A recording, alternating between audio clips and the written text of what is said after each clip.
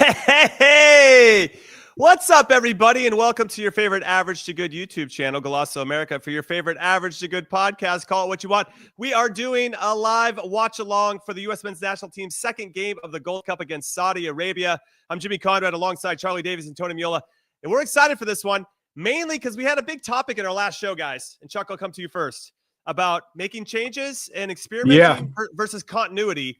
And Mauricio Pochettino has dropped the starting 11, and it's the same exact starting 11 that we saw in the first game against Trinidad and Tobago. Chuck, your thoughts? Yeah, I'm a little surprised that we're not seeing at least one change. I figured we'd have one change. At least one. I thought we'd have at least one. And I think when we're looking at the positions, a Tim Ream, an aging Tim Ream, maybe you make a change there and you play Mark McKenzie there.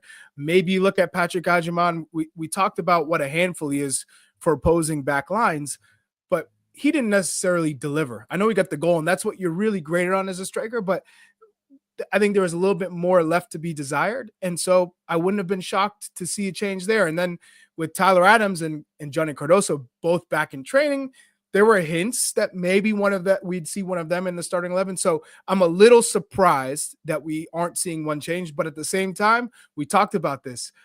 Do you want to see a team that is more experimental, or do you want to see finally some cohesion and continuity? And I think Mauricio Pochettino has drawn his line in the sand.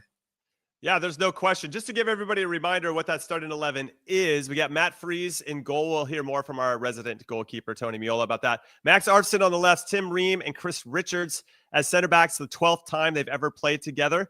We got Antonio Freeman on the right side. Sorry, Alex Freeman. I was thinking about his dad. Luca De La Torre and Sebastian Berhalter in the 6 spots. Diego Luna, Malik Tillman, Jack McGlynn, and Patrick Agyemang up top. Let's get to the goalkeeper, though, Big Tones. Matt Freese. I don't think it's too big of a surprise to see him get a second game, but maybe it is a bit of a surprise. Where are you on this? Yeah, look, we talked about it, right? Historically in this competition, the starting goalkeeper, in this case Matt Freese, has ridden out the tournament, right? It's been that guy's job to lose, if you will. And yeah, I've been reading a lot of comments online, and if you go back to what Mauricio Pochettino said after the game, he said, he's done well in training. He's done well at the league. He addressed it. We told Matt that he needs to be in a position where he's playing in order to be sharp. So I'm not surprised. I'm actually pretty happy, to be honest, that he gives Matt Freese, who in my opinion earned this to get here and didn't do anything wrong against Trinidad to lose the job. And I think what we're seeing from this group, and I am surprised that there isn't any changes to this. I thought no more than 4 in the last game. I certainly didn't want to see wholesale changes. I wouldn't have bet on Jimmy 0 changes in this one. I'm with Charlie on Tim Ream. Just hey, he's a little bit older.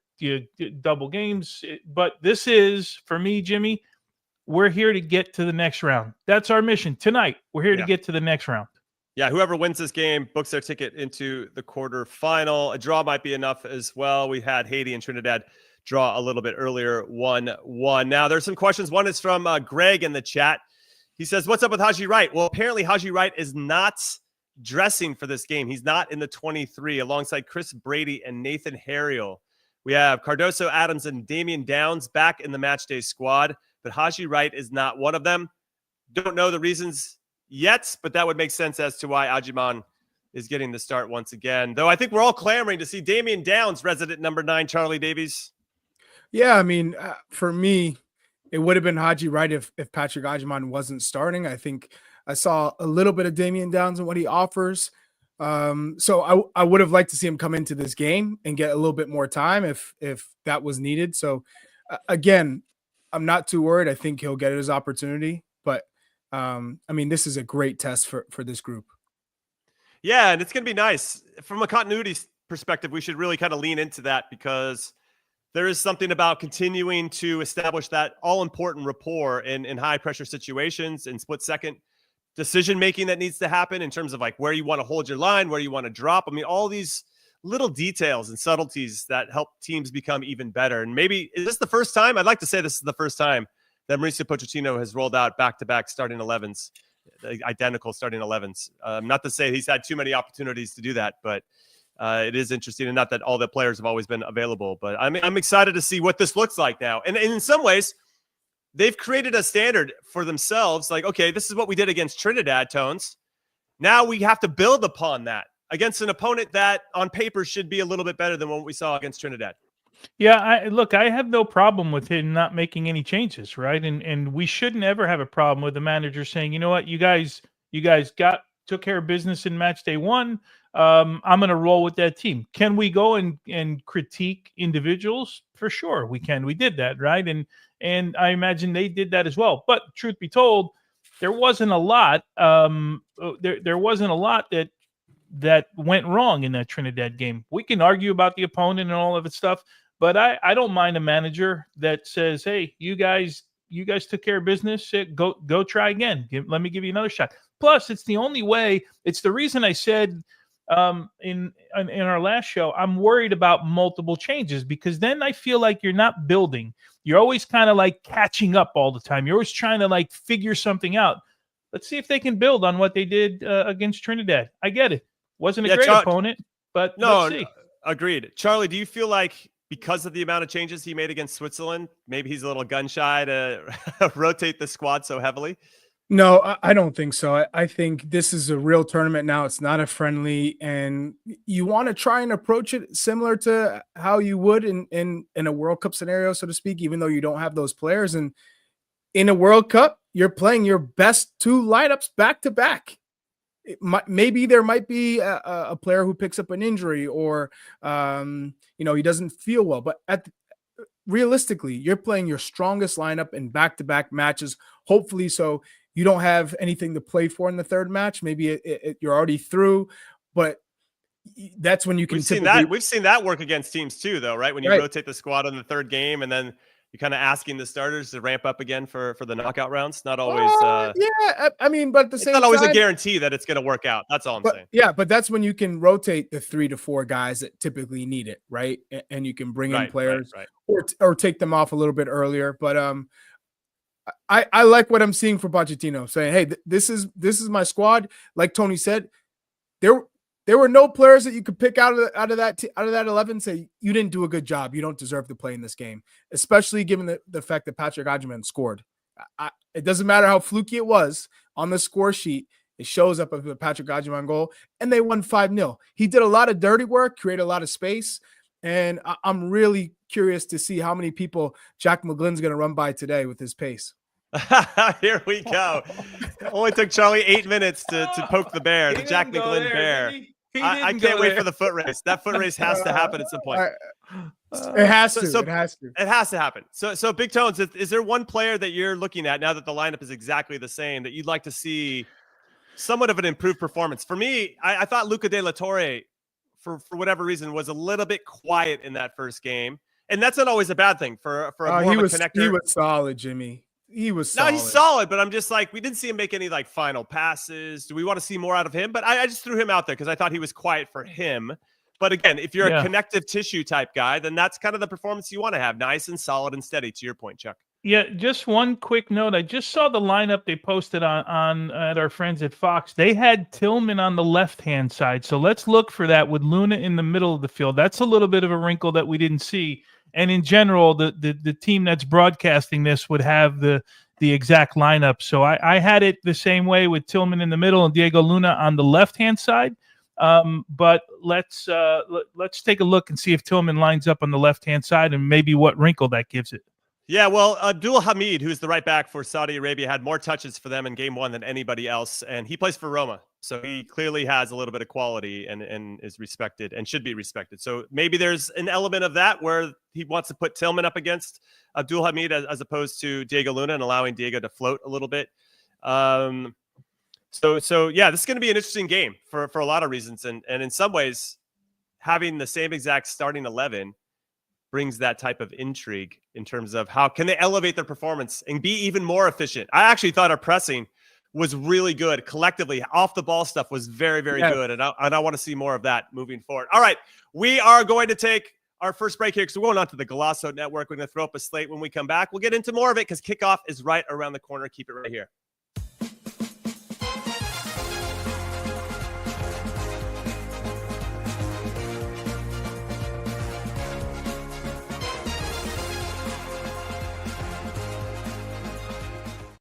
What's up, everybody, and welcome into Call It What You Want, your favorite Average to Good podcast / show on your favorite Average to Good YouTube channel as well, Golasso America. We appreciate everybody that's hanging out with us for Saudi Arabia versus the U.S. men's national team. The game is about to kick off, and for everybody that is trying or has seen the starting 11, it's the same exact starting 11 that we played in game 1 against Trinidad and Tobago. I'm Jimmy Conrad alongside Charlie Davies and Tony Miola, and I guess as this game is about to kick off, Chuck, I'm coming to you first.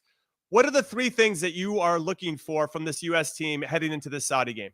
A tempo with possession. It's not just slow, side to side, or predictable. So tempo, like you said, I want to see cohesion with the press, the identity that these guys are all on the same page, winning the ball. Ooh, this is okay. Fiery start, and then And then for guys to continue, like Tillman, Luna, in particular, to continue where they left off. Like, don't let that be the highest point of the Gold Cup, what we saw against Trinidad. I want to see them build off of what they've done in this first game against Trinidad. Keep playing well, keep scoring goals, keep creating, and that's what I'm going to be watching. And, oh, look at Irv Renard. I know a lot of people watching. He's so handsome. He's real happy about Irv Renard on the sidelines. He's so handsome. How about you, Tones? What are you looking for from this game? What are your 3 things? A little better start than we got here in the first minute of the game, right? We a little bit of confusion and a little bit of maybe some nerves settling in here still for these guys. And we do have Tillman in the central part of the field. This game a minute in is a wreck right now. Absolute wreck, Tony. That's the way that we like it. We like a little drama to get started. It's chaos. It's just chaos. Ping pong is just all over the place. But yeah, look, a good start. Build on what stay compact, stay defensively, keep shape, because we said against Trinidad the shape was really good, and then go explore in the attacking part of the field, create chances. One thing that we did against Trinidad was create an awful lot of chances. Right. So continue to create chances, right? The more you create, obviously, the better chance you give yourself of scoring a goal.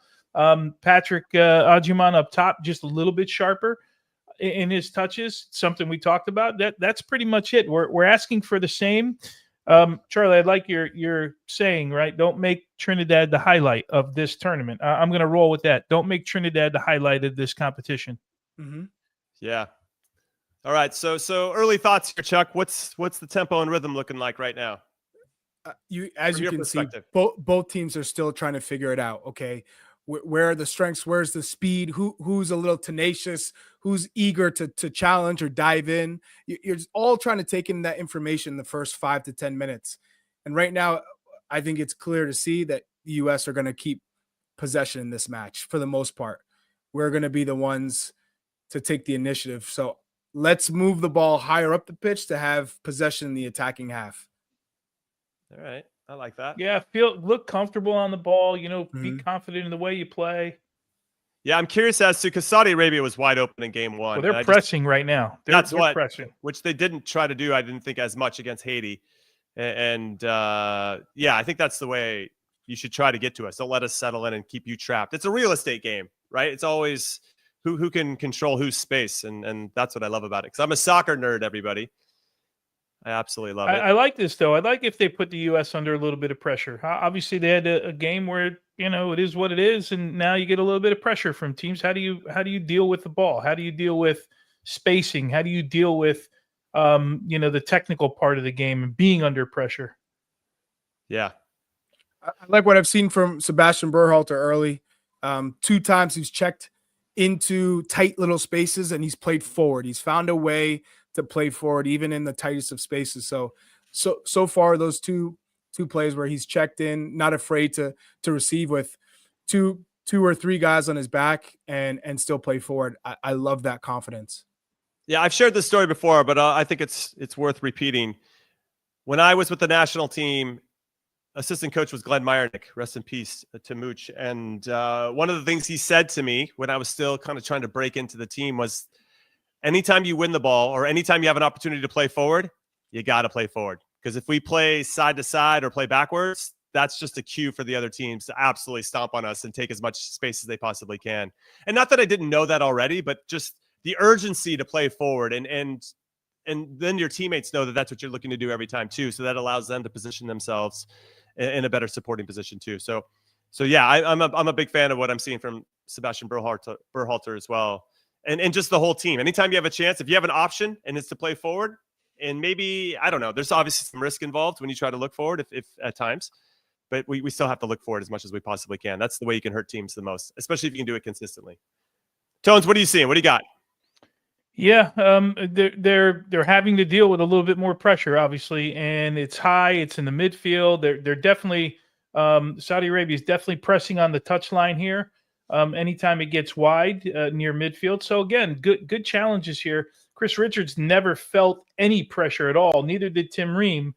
How do you deal with it? Matt Freese is having to deal with a little bit more already. He looks comfortable on the ball to me. He does look comfortable, Tones. Yeah, it's not when you played at Yankee Stadium, when you watch those games, so many times you're just forced to pump the ball forward because the field is so small, right? And it's about making good decisions, and he does that really well. But in that case, we don't get to see him play with the ball at his feet all that much.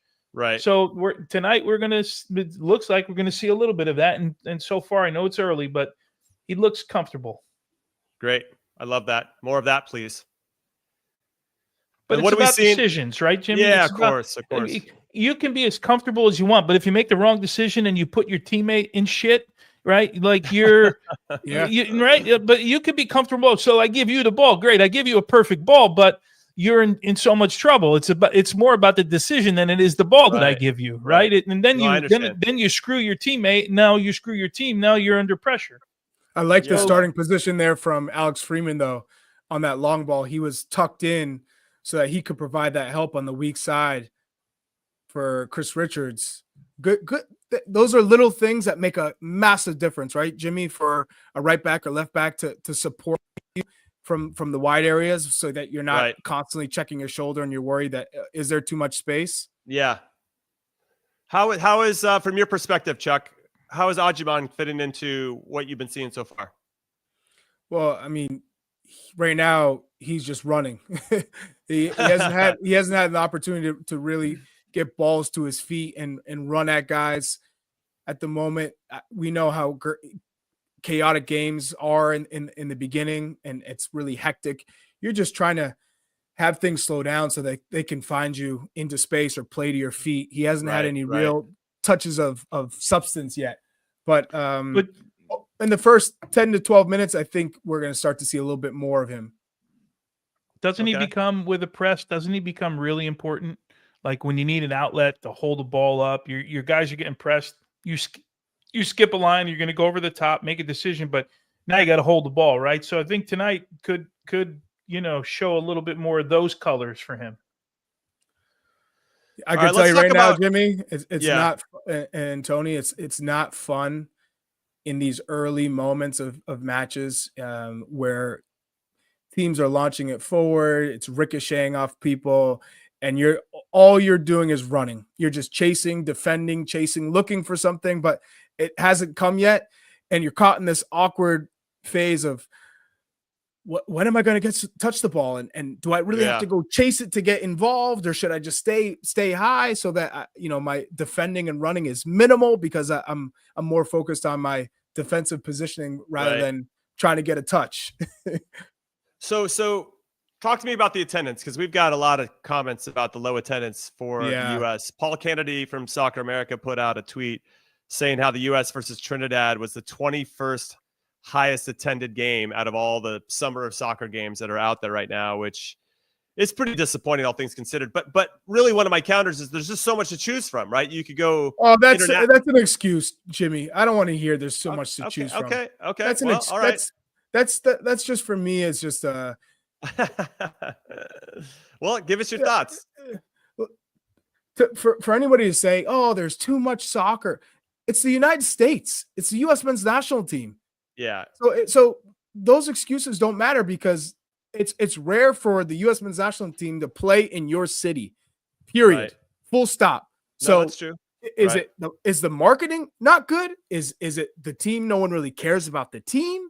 Because I can tell you from my perspective, and when the team played in Hartford, there are a number of people who are soccer people who had no idea that the U.S. was playing Turkey in Hartford. And, Right. and the stadium was still well attended. I give New England props because people come to watch the U.S. play when they play in New England. But still, a lot of people had no idea. They were not they just weren't in the know in terms of where and when the U.S. men's national team is playing. Now, I have a feeling that you would think Austin, brand new stadium, a brand new MLS franchise, that the interest is high. This is extremely disappointing. And I don't want to hear, oh, there's a Club World Cup going on and MLS. People should be filling the stadium to watch the U.S. team play. Do you think, though, to Brent's point, he tried to go, but cheapest tickets were $100. Like when you added $100 to go see this? Well, yeah, that's a whole separate issue. Oh then. Man, that's a misread again and that's set by Concacaf, by the way. That's a misread by Concacaf for sure. Okay, but this feels like it's a trend that's happening. I mean, FIFA's obviously coming over and trying to fleece people for the Club World Cup. Not doing it very successfully, but there are still. Oh, what a ball! That's a good ball.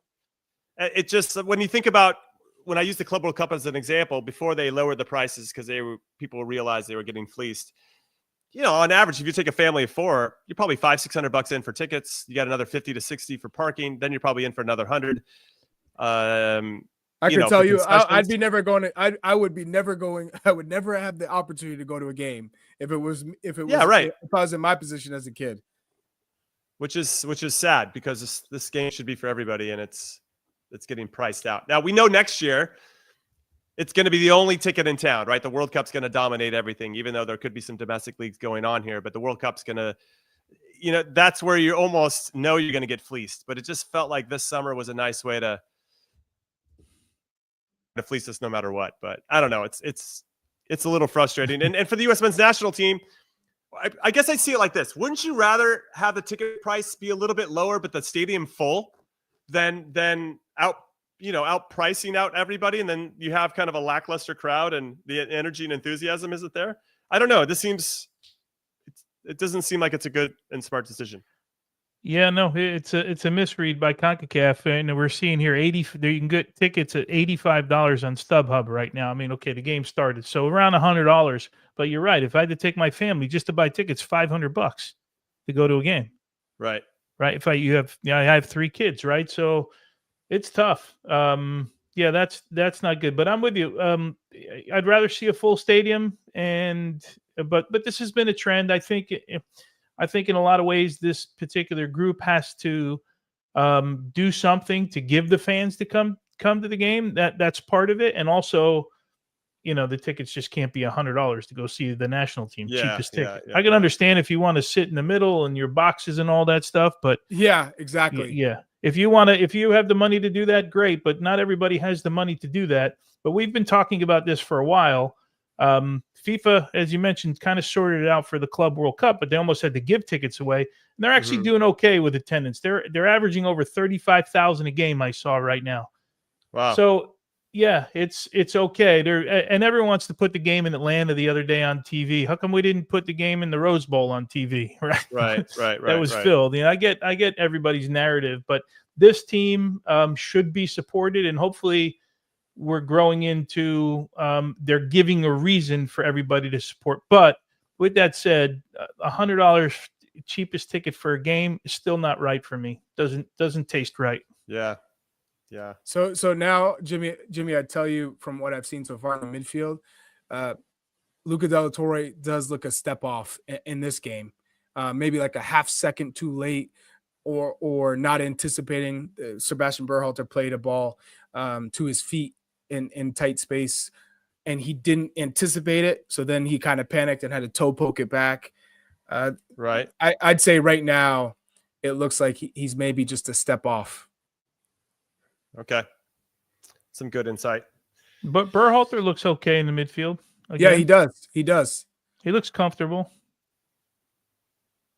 That's good.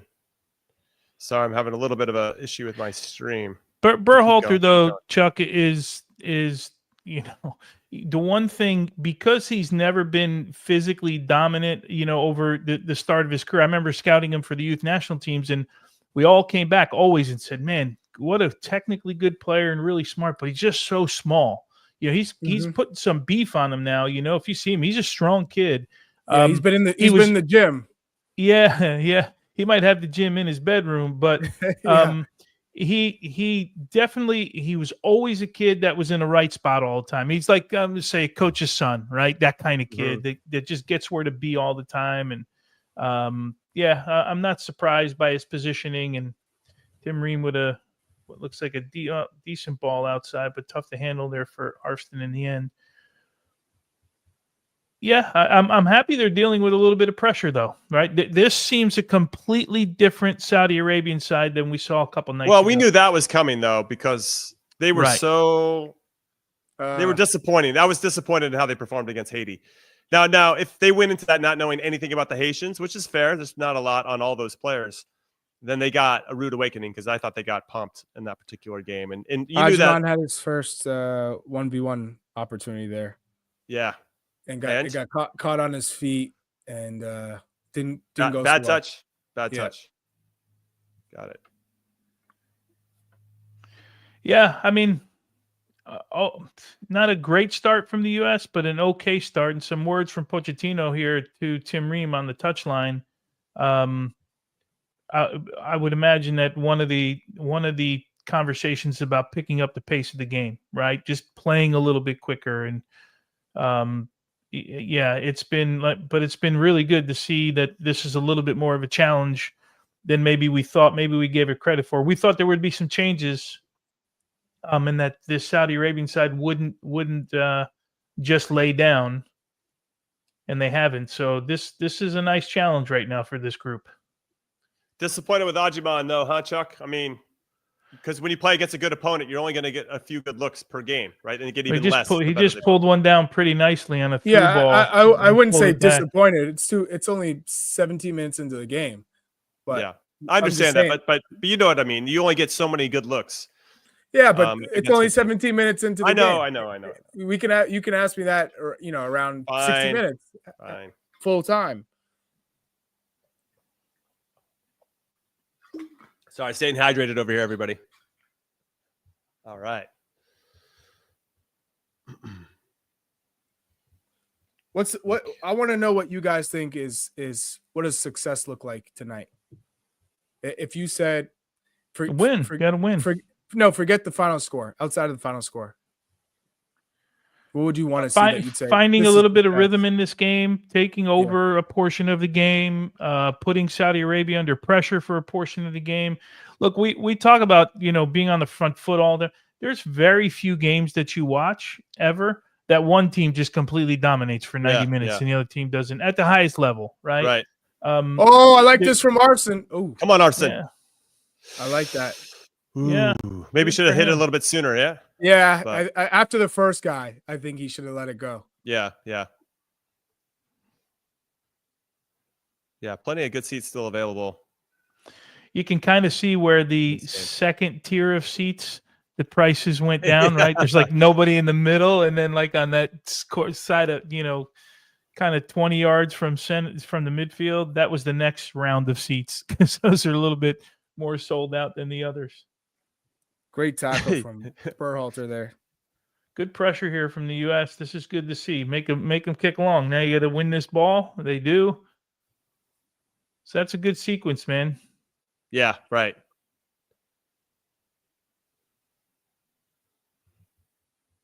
I agree with that.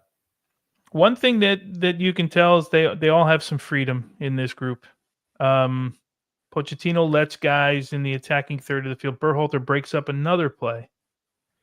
Daddy Football says even when the U.S. wins, critics are going to be upset. There's no winning when the U.S. plays. That's not true. Yeah, I think it's a little bit true.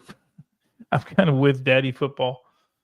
It's never enough, It's just like the Club World Cup is you'll never win. Like today, Inter Miami wins was because Porto. It's preseason for Porto, right? But if they lost, then they suck. Right. Like it's always the same. It's such a tired argument. Yeah. U.S. here though, 77% possession. Yeah, it's been nice. Here we go. Nice. Good save. Yeah. That's where I thought maybe there are some vulnerabilities if on the counter, right? Where if you give up a bad ball or if they can break that first line or two of pressure, then you can start to run at our back four. Because even though we have the numbers, they still created enough space to get off a good shot. Maybe not a great shot. But if you're going to allow guys to get forward, you're always going to be susceptible, right, to a counterattack. So yeah, it's something you always got to concern yourself with. For sure. All right, well, let's just try to get this over. I would prefer to see that from our group because I think it accentuates a little bit more of the athleticism when you talk about it. Because now you're just recovering with speed, right? You're trying to get back and fight for positioning. Whereas if you just sit back, you lose an element of that. You lose an element of being able to, utilize because you're just kind of sitting blocks deep. Yeah, you know what, Daddy Football, I'm going to change my mind. I'm completely disappointed that we haven't scored in the first 20 minutes of this game. I'm irate. How does Patrick Ajimon not take his touch, just take his chance? Unacceptable. This team's going nowhere. Oh, man. By the way, another glance at Hervé Renard. He's got to be the most handsome man on the sidelines in international football. There's just no question. I don't see that, but okay. You know, it's because it's the swagger he's got, Chuck, where he basically just should unbutton his whole shirt and go all the way down at this point. You know he wants to go one more button, but probably feels it's not appropriate. For sure. Now, Chuck, you say he's not the most handsome man. Now I'm kind of curious. Who is in your book? Who's number one? I don't know. I don't know. Is it average to good Jesse Marsh? I'd have to put some thought into this. Oh, my word. Oh. Go on. Oh, go on.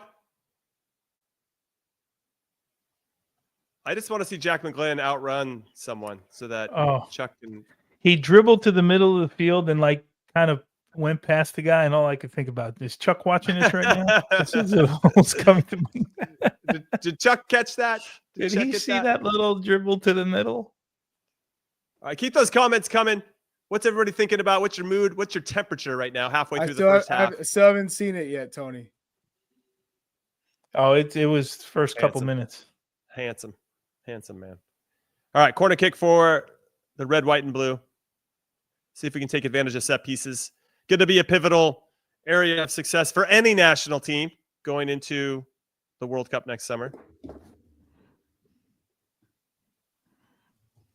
Can we get a little action on this one? No, but we're still in control. Oh, what a layoff. Good tackle.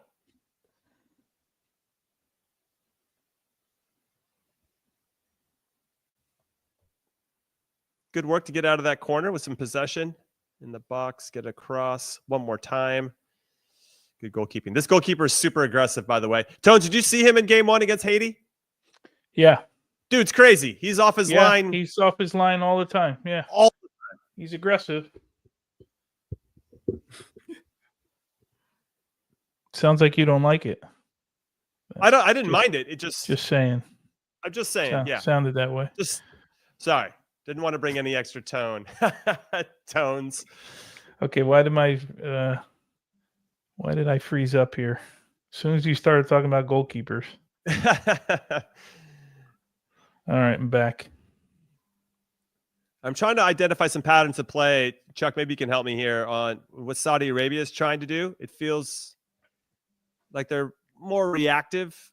Yeah, there is no patterns to play. There's no patterns to play with Saudi Arabia. They're trying to counter. They're trying to make it difficult. They're playing high up pitch, but very direct.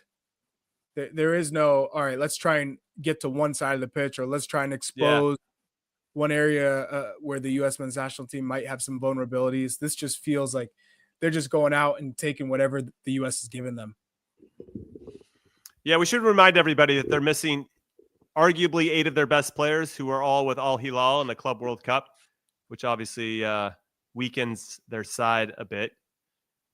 Of course, we could have a conversation about the players we're missing as well, but we'll just focus on this game instead. Though I'm sure somebody in the comments wants to get into it. Maybe we'll throw your comment up. And if you're watching on the Golazo Network, you can also go hang out with us on the Golazo America YouTube channel. That way you can join the conversation in real time with me, Charlie Davies, and Tony Miola. Yeah, I'm not really seeing any kind of central presence for Saudi Arabia. Now, of course, when I say that, they play central, but yeah, but they're just they're playing it long. Yeah. They look for that big switch though, which Switzerland killed us on. By the way, just a small thing. Did you see how long Matt Freese was on that ball he just played out? Yeah, no, I didn't see it. That was pretty long, man. Tony, he's got to play that to Ajiman. Yeah, no, I get it. No, I'm with you. Yeah, but he went pretty long. He was inside his 6-yard box, and he only had one step to get to that ball. Mm-hmm. That was pretty impressive. Yeah, you're right. He's got to give Hajiman a little bit more of a chance. Or Ajiman, I'm sorry, a little bit more of a chance. All right, so we are at a hydration break.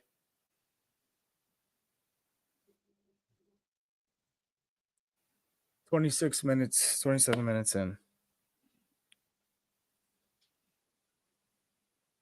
I thought the hydration break was at 30 minutes all the time.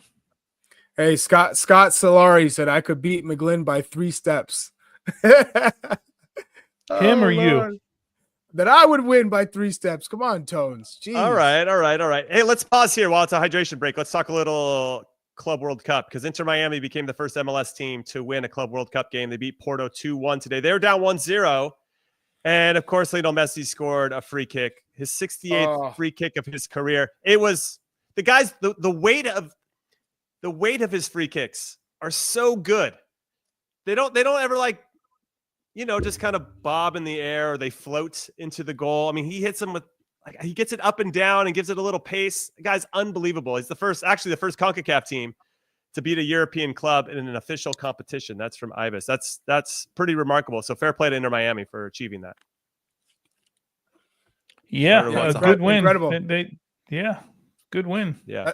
I texted Javi Mo right after. I said, man, what a roller coaster to think that, all the pressures on Inter Miami to do something special, go 0-0 in the first game, but then to beat Porto, wild, absolutely wild. Just for him to be on that coaching staff, I know, just ridiculous. The bonus money too is that you get $1 million for every point you get in the competition. So they're sitting on, they got 10 million just to get into it, and then they get an additional 4 right now because they're sitting on 4 points. Seattle Sounders unfortunately lost to Atletico Madrid today in Seattle 3-1. The team that they drew with in game 1, Botafogo. Did they draw in game 1 or did they lose game 1? Now I'm like, there's so many games going on. They got smashed game 1. That's right. Seattle Sounders? Yeah. No, sorry. There's been a lot of games in a short period of time. My brain's melting right now. Too much soccer to me. Too much soccer. Summer of soccer here. Botafogo beating PSG 1-0 currently right now. Botafogo beat the Sounders 2-1. That's correct. The Sounders actually had a good chance at the end, or a couple chances at the end, but couldn't find that second goal. I remember now. It's all coming back to me, as they say. All right, the game's kicked back off again, but wanted to pause for some FIFA Club World Cup chatter. And we'll keep you posted on the Botafogo PSG. Nice ball. Game. Ooh. So what do we make of this Max Arfston getting 3 straight games? I mean, Saudi Arabia doing. Mauricio, every coach has their favorites. I'm feeling like Max Arfston is one of Mauricio Pochettino's favorites. Can you guys confirm or deny how I'm feeling about this? What, Jimmy? What are the options? You could play Tolkien. You had Tolkien came in late. He came in late. Okay. He was an add-on. Yeah. So I think from that standpoint, they talked about him having to catch up with fitness. Okay. So you're saying there wasn't any other options? You could have put somebody else out there, I guess. Saudi Arabia's looking for the big switch. Ooh. They watched a lot of that Switzerland game where we got kind of hammered on the switching to the point of attack because we were too far tucked in. We've clearly addressed it. Saudi Arabia hasn't figured out that we've addressed it yet, though. We keep looking for the big switch. With regards to like an Arfston or anybody else, like there's also, as much as you want to change, somebody has to give you a reason to change, right? Yeah. And we're not at trainings. We're not there. Somebody's got to say, okay, whoever's not playing well, Jimmy, you want the spot? Give me a reason. And if you don't give me a reason, guess what? I don't change. I don't need to change anything, So it's the part that we'll never know from not being in training each and every day. And I'm not talking about sort of not a work ethic thing. I'm just talking about someone just not playing well enough to get into the lineup. I would imagine though with Tyler, Johnny, and I'm hoping Damian Downs, like we're going to see those three at some point tonight. Yeah, I hope so as well. Jimmy, I want to address a question from Chris Bach. He asked, after the TNT game, the reserves went next door to the Quakes practice field to run through drill scrimmage with coaching staff for like an hour. Is that normal to do post game? Yeah, it is. In a lot of cases, the guys who didn't get minutes, you're training hard. You get like a full-on workout because they want you guys to be. They want a lot of the players to be getting the same type of workload. You're never gonna get the same game rep, but they want that same workload. No, I agree. Anytime I was with the national team and it was a big competition, whoever didn't get to play, you're going to be put through your paces because you have to try to maintain a somewhat comparable level of fitness. Obviously, you don't want to kill yourself. You want to stay fresh in case you're called upon moving forward, but you still want to, you got to lean into kind of the same type of rhythm that the rest of the team is in because you're doing everything else the same. I mean, we've been there before where you're.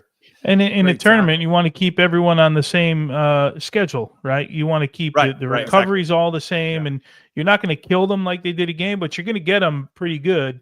If not, then your recovery cycles are totally different. Yeah, exactly. Right? You guys just probably did, or you're going to have to do some periodization charts, right? And that's going to be one of the things they ask you in that is that, when you have games in midweek, how do you handle the reserves, and how do you, what's your plan for keeping them fit? That whole thing running. Come on. I think I'm behind you guys. Oof. But by the way, shout out to Chris Richards. See McGlynn blow by the left back. Did you see him? Yeah. It was a great ball. Yeah, I just want to give a shout out to Chris Richards. We hadn't addressed it yet, but a lot of people in the comments had what a tackle a little earlier to save that shot. Yeah, I think can we say that Jack McGlynn maybe has an element of Steve Ralston in him where he probably won't beat you straight up, but can do enough to get off a cross or the final pass? That's a good shout. Thank you. I'll take that. And I don't think I see Steve Ralston beating Charlie Davies in 10 or 20 yard sprints. So no, I think based on that comparison, you're good, Chuck. You're going to win the foot race. I think you're being a little disrespectful to Steve Ralston. To be honest. Now, listen, Raleigh would be the first to say he's quick, but not fast, Yeah, but he only talking about create 6 inches.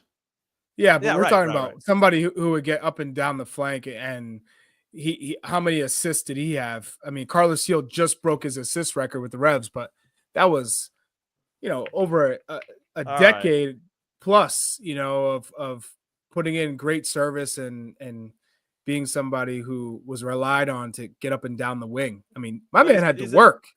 He's more of a traditional winger. Yeah, he's a winger than Jack McGlynn. Dude, you disrespecting the hell out of him. I'm gonna hear it from Raleigh.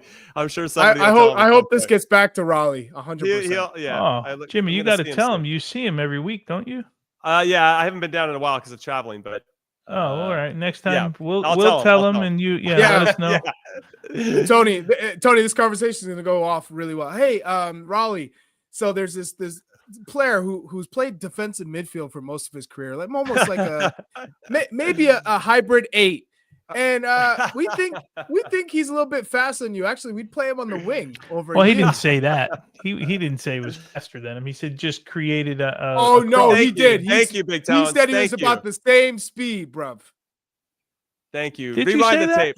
Rewind the tape. Did. Chuck doesn't. Rewind Chuck's got that selective I didn't memory. hear. I didn't hear Selective that. memory. Selective memory. That's what I'll say to that. All right, about 10 minutes left to go in this first half. Little bit more creation we need, right? But credit to Saudi Arabia, they're putting us under a lot of pressure. Yeah, their chances seem to be that one in particular slightly more dangerous than anything we've come up with so far. I'm curious as to how many minutes he's going to go, Mauricio Pochettino, that is, before we make any substitutions. Will he do something at half? Are we going to wait till the 60th minute? I mean, 60th minute for me for sure, but I wonder if he makes any changes at half. I don't know. That's what I'm looking for. Just having a conversation there with Berhalter. Pochettino is. Yeah, so Max has a comment, says Reem may be the best passer out of all the U.S. men's national team players, and that's what I think makes him so valuable, especially in that line of the field. If we're trying to build out of difficult situations, Tim Ream's composure and coolness is unmatched. We don't have another center back like him. And that's why if he's starting for us next summer at the age of 38, his passing ability and his composure and leadership and how that permeates to everybody else will be a big reason why. I think Luca Del Torre has been sort of nullified in this first half here. It's Berhalter breaking things up. Luca Del Torre is trying to roam around now and find a few passes, but he's not. If it's a game where you're going to have to continuously break things up in the middle of the field, I don't know if that's your guy. If you're going to have the ball and you think you're going to be better in possession, he could be your guy. Yeah, well, it's interesting, Tony, if you remember when we did our interview with Christian Pulisic, and for those that haven't seen that interview, we highly recommend that you go back into our YouTube channel, Golazo America, and go find that. But we asked him, who is his, one of his favorite player? I can't remember what we asked, and I think it was my question. But it pertained to which player does he like to watch, or which player is he paying attention to out on the field? And he said Luca de la Torre, which that wasn't the name that I thought, but pleasantly surprised that he really valued what Luca brings to the table. So fair play to him on that. A long history playing with in the youth national teams together. True. That's a good reminder. Plus, you also got a guy that's kind of shaded towards the left-hand side of the field, and he's constantly giving you the ball. You're like, he's my guy, yeah, that's man, true. right? That's true. He's my guy. He keeps giving me the ball, but we know he's an exceptional passer. I'm sure it's the same for defenders for you, Tones, right? For any defender that played in front of you that just made your job easier, or blocking shots or whatever it is. That's like your favorite defender of all time. Yeah, no doubt. Very similar. No, if I was ever in trouble as a center back and I could play the ball into a holding midfielder that could basically manage any situation or any crappy ball I gave him to his knees, or if I could play to a number 9 that was very good at holding the ball up, there's like this little different type of appreciation you have for that type of player who's kind of bailing you out of tough situations consistently. Or to your point about Luca de la Torre and Christian, getting the ball in a good spot so they can be even more successful, I think is really important as teammates. I think right now, 39 minutes into the game, we can clearly see how Saudi Arabia is set up to defend in their shape. They're making it impossible to come through the middle because they're putting so many numbers within the 18-yard box. That the wide areas is where you really got to get after them to find that 2v1. And Tim Ream and Chris Richards are going to have to come up to pull one of those players out and then try and play wide or play between the seams and then get it wide. Yeah, CCC says, damn, after that first Gold Cup match, I was hopeful, but we're not looking good at the moment. No creativity going forward. Some of that is, and Christian said this too when we were talking about the Nations League, where the other team has their own plan that they're trying to execute at the highest level. And so we could argue that Saudi Arabia is being effective in shutting down the players that we want to see get on the ball more, whether it's Diego Luna, Malik Tillman, Luca de la Torre, and obviously that's by design, and that's up to us And that's one of the challenges that I think this group has in general, this player pool in general, is can we solve problems in the middle of the game? Okay, if they're taking something away, how quickly can we take what the game is giving us or what the other team is giving us and then still be effective with that? Not easy. Obviously, it's easy to say and hard to do, but I'm hopeful that the coaching staff has recognized it and can rectify it moving forward, which is why they're paid the big bucks. So Luna and McGlynn have completely abandoned the left side of the field in this first half. They're giving Arston all the room in the world. They're playing a little bit more centrally. Luna in that left channel, he loses a ball and fights back for one, and then gains a free kick here. But Tony, that's the big issue is they're giving him all the room, but he's only coming back inside on his right peg. He's not taking the room with his left. He's never making a run and going left, where but he's not going to dribble by any of these. He's not going to dribble by these guys here, right? Right. He's going to combine and maybe get around you, but he's not blessed with major speed on the left-hand side. It's all about he gets open by positioning, right? Getting in the right spots. Yeah, I think you make a good point that we're a little bit too narrow. We'll see if that gets. But I think this is by design, because why wouldn't Luna be hanging out a little bit? I mean, he has taken that left inside channel and allowed all the width to come. And on the other side, it's McGlynn is touching the sideline until he cuts in on that left, and maybe Freeman can go from there. But I think it's exaggerated on the left-hand side a little bit more for me. Mm-hmm. All right, a couple minutes left here in the first half. We'll see if there's any additional time. I assume there will because of the hydration break. And I like seeing Saudi pressing us in a high block, or like sitting into a high block, and then of course now they're dropping off. That wasn't much of a press. Tony, we have a question for you in the comments. Let's see what we got cooking. Derek, what's up, Derek? He says, actually, that's a good question. Tony, who is your favorite defender to play with on the U.S. men's national team? Oh, damn. Balboa?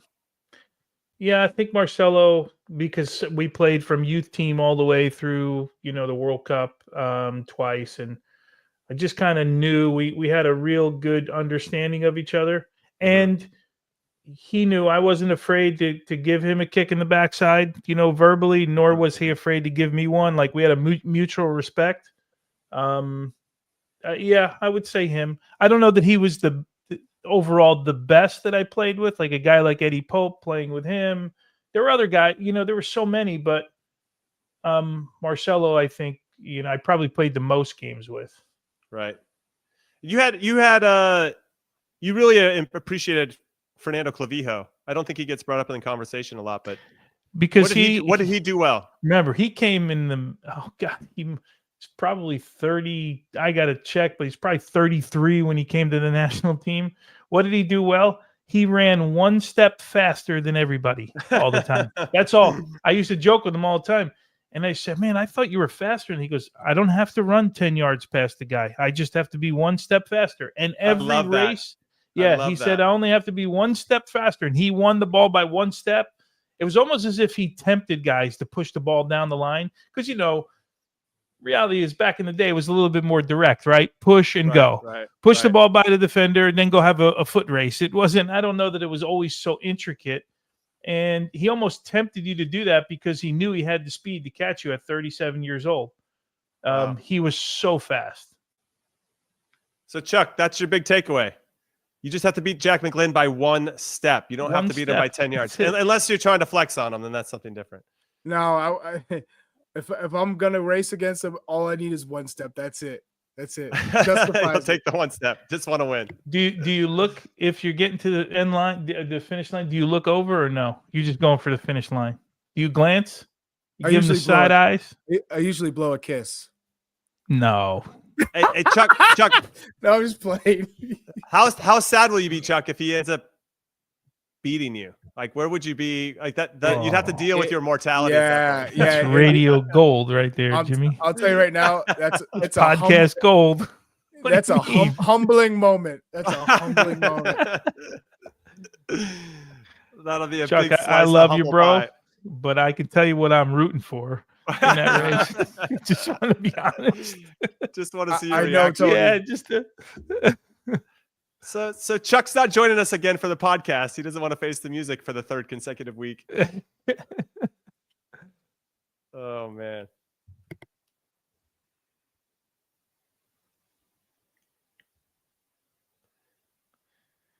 It's good stuff here from the U.S. The last 10 minutes, man. Yeah, getting in better What a areas. ball. Yeah, this is good stuff. Ooh. This is I like it. I like it. All right. That's the best sequence the last 5 minutes or so.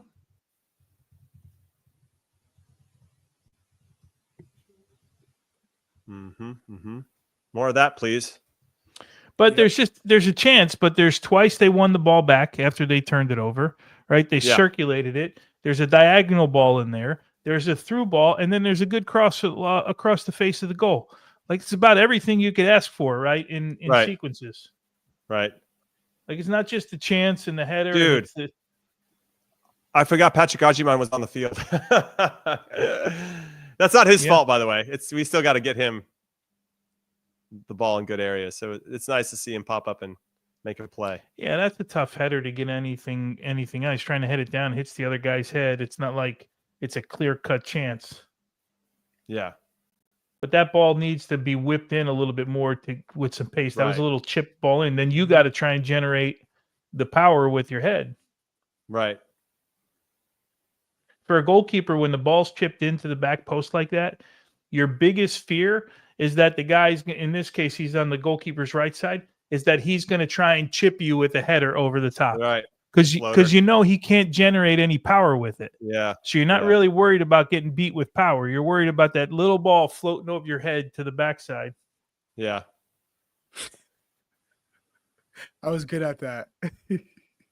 Did you do that? I mean, you have to, right? I scored a couple like that. The little dink header over the keeper. Yeah. Because you can't generate any power from that, right? Yeah, it almost feels like, one of those change-up pitches. The keeper's expecting you're at least frozen. Yeah, can't move. Yeah, and I guess in some ways you're hoping for a little bit of help from your defender to not let it be clean, right? I mean, that's the one thing they told us as defenders. If you're not going to get to the ball first, doesn't mean you still can't have an impact by giving a little nudge or a bump,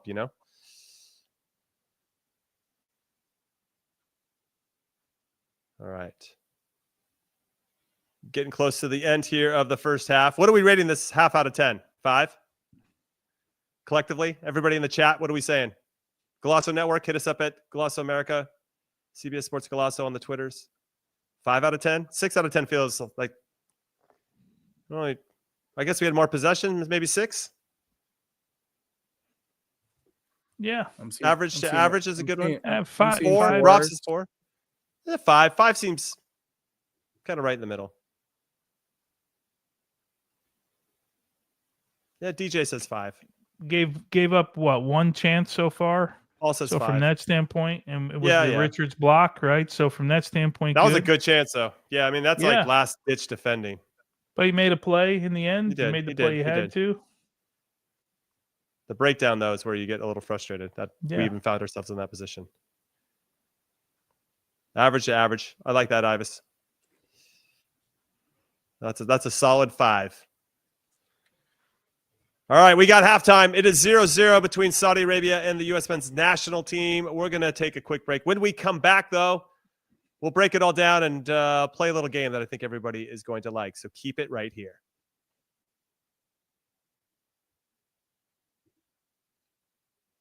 Or don't. We're not going anywhere. No, there's no break, apparently. Yeah. All right, just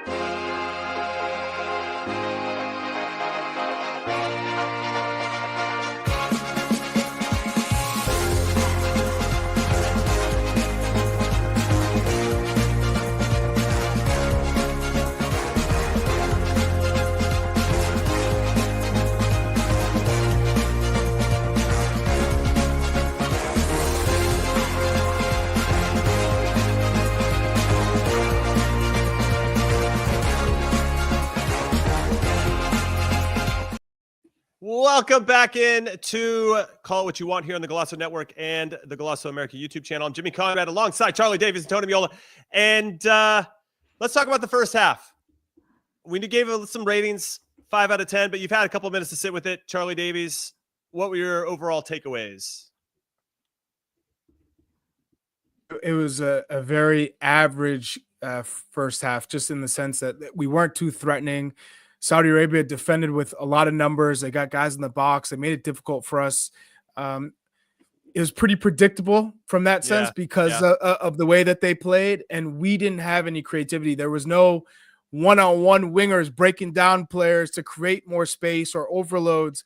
If you don't have that dynamism from the outside players, the attacking wingers, then it's going to be difficult. And we saw Max Sarfson playing on the left side. This is what happens when you don't have guys who can hold the width. Max Sarfson's always going to come inside because he's dominantly a right-footed player. And we saw, okay, you need to go beat your guy down the left. His defender knew he's always going to cut inside. And he's bringing him into where there's more help and more support from a Saudi Arabian standpoint. And then on the opposite side, I don't think we saw Alex Freeman venturing into the attacking third too often. So, I'd say that's how it's, basically sums up. All right, we'll talk a little bit more about the first half as the second half starts. We have a little game we want to play.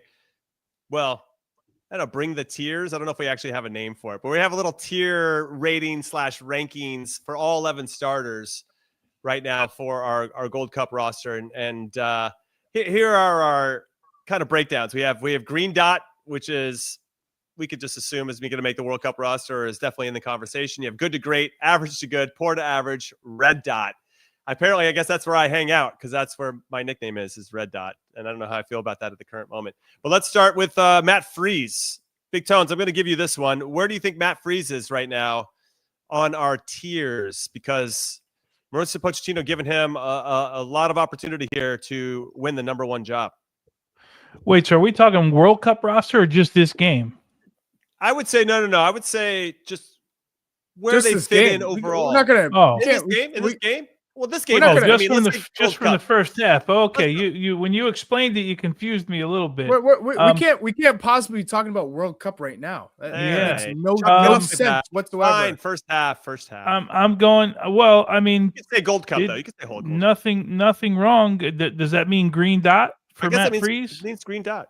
Okay, if you guys are good with that, right? This is collaborative, right? I'm going to go Green Dot from Matt Freese. Dot. Okay, Patrick Ajiman, that's you, Chuck. What do you got? Where's he fit? I know he's working his butt off. I'm not willing to say that he was super effective. He had the one opportunity on goal. I'll say poor to average. Woo! Wow, I thought you'd give him a little bit. I thought he'd be a little higher. No. I'll be honest. I thought he'd be a little higher, everybody. I'd agree with that. Max Arfson, I will say average to good, got up and down. When he had one time when he cut inside, I think he took an extra touch when maybe he should have let it get off of his foot a little bit quicker. But he's trying to join the attack, trying to create some width. I do think that he needs a little help out there to create some numerical advantages, and maybe we'll see that reflected in some of our second half tactics. But I'll put Max Arfson at average to good. Okay, Sebastian Berhalter, that's you, Tones. Is that Berhalter? So he didn't complete 3 of his passes. He's like 33 for 36, but 2 of them that he gave away were in tough spots though. Two were in tough spots. I need him on the ball a little bit more. I'm going to go average to good in this one. All right, Chuck, you got Alex Freeman. Yeah, he didn't really put a foot wrong. I don't think he added too much in the attacking half. Defensively, he was strong. I would say average to good as well. All right. I'm going to go Luca De La Torre. Obviously, I'd like him to get on the ball a little bit more. I think Saudi Arabia is doing a good job of slowing him down. I'll say average to good. I think most of the players are going to fall into that, but I'll say Luca De La Torre, average to good. Diego Luna, Big Tones. I wanted more out of him in the first half. True. I never want to take away his work rate for sure, but so by his standard, at least what we think he should be in this game, I'm tinkering between average to good to poor to average right now. I'm with you, Tones. Wow. You guys put it right in the middle over there if you could. Put it right in the middle. They're going Port Ave. You're right there. You got no. You can put it right. Port average because I want to hold them to a higher standard. That's all. That's fair. I respect that. I respect that perspective. Looking at it through that lens. Jack McGlynn, Chuck, you get Jack McGlynn. I don't know how it fell that way, but you get to talk about Jack McGlynn. Where is he? In this game, I thought he did a good job of playing some terrific balls. We all know he's not running by guys. He's not the 1v1 player to generate something. But I thought he was in this game average to good. Far in this first half, I think he's been average to good. More so average. Chuck had an opportunity to dunk on Jack McGlynn and elected to play. It's safe. I'm going to go Tim Ream. I'm not here to dunk on because the race is it's just about now. You. There's clearly been a line drawn in the sand of some whatever make-believe sprint beef on you. Okay, Tim Ream. I'm going to say average to good. Good, solid, great passer of the ball. Didn't put a foot wrong, but can we get him to get the ball off his feet, Jimmy, a little bit quicker? Because I think center backs when they stand on the ball, they dictate the pace of the game. I just think get it off, even if you're going to the other center back. Just get it going someplace. Like we don't need center back standing on the ball. I know he's a good passer, so let's utilize it. Okay. So I agree with you on that. Chris Richards, I'm going to jump in and say good to great because he needed to make one play, that tackle. And he made it. And I think that is going to be key, especially when you're playing against an opponent that's not going to have too many opportunities. Very similar to the goalkeeper. You just need a goalkeeper to make that timely save. Well, Chris Richards made that timely tackle. And Chuck, I'm going to give you Malik Tillman. What do you got? Ooh, by his standards, I'll say poor to average. All right. Just like Tony, they're unfair maybe because we've seen him at his peak with PSV and last match against Trinidad when you're talking about this is a guy that's finally taken his the step forward to come out of. Right. Am I frozen? No. But I think for me he has yet to put his stamp on the game. So he wasn't dynamic enough. He wasn't taking as many risks as I would like for him. He's got a great long range shot. So if they are sitting deep, beat your guy and take a shot. Try and pull them out. We need a little bit more creativity. I think we do need it. We do need to find a couple moments where we can be a little bit more bold, maybe a little bit more selfish in the attacking third. To your point, Chuck, right? To draw some defenders to you, and maybe that'll create some passing lanes to combine and get something that's a little bit higher percentage. I do want to say, and we've talked about this before ad nauseum on the show, and we're just going to reiterate it here, that if you want to win any game, you got to have more guys being 6 or 7 or 8 out of 10. And based on that tier rankings, we have guys that are hovering maybe closer to 5. So we need them to pick up their level a little bit. I don't think that's going to be a surprise to anyone, especially the coaching staff. And so I'm curious to see if there's any subs that are going to be made. If we're going to see him at halftime, we're going to see him in the 60th minute. Sometimes it's easier to get a guy like a Tyler Adams kind of fresh right off from the kickoff and to get into the rhythm of the game a little bit sooner. We've seen him bring in Tyler Adams before at halftime.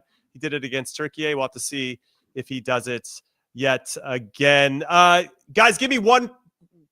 Okay, you know what? We're going to talk about our substitutions right after this break. When we come back, we're going to get into the second half, and hopefully it looks a little bit better than the first. Don't go anywhere.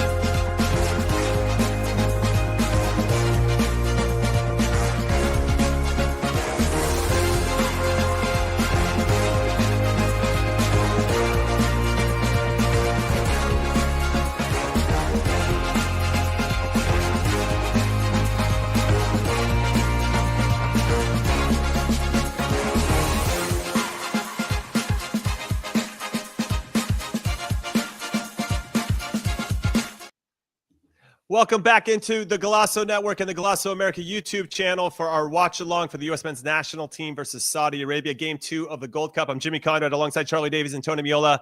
And we were slightly underwhelmed with the first half. We're hoping for some fireworks in half 2. It's about to kick off in Austin, Texas.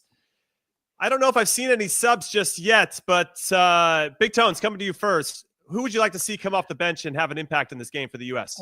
Yeah, I'm just trying to look here if there are any subs. It doesn't. I think you're right, Jimmy. I don't think there are. I didn't see any at the either. moment. Yeah. Well, I wrote a couple notes down. I want to see Arfston go a little bit more with speed when he gets the ball. Freeman's been playing in a back three, right? So we've seen this before where when Anthony Robinson goes and Joe Scally stays as the back three. But there's got to be moments for him to get forward. I wonder if McGlynn hanging out on the touchline, but he's going to cut in on his left foot. So can you get around the corner?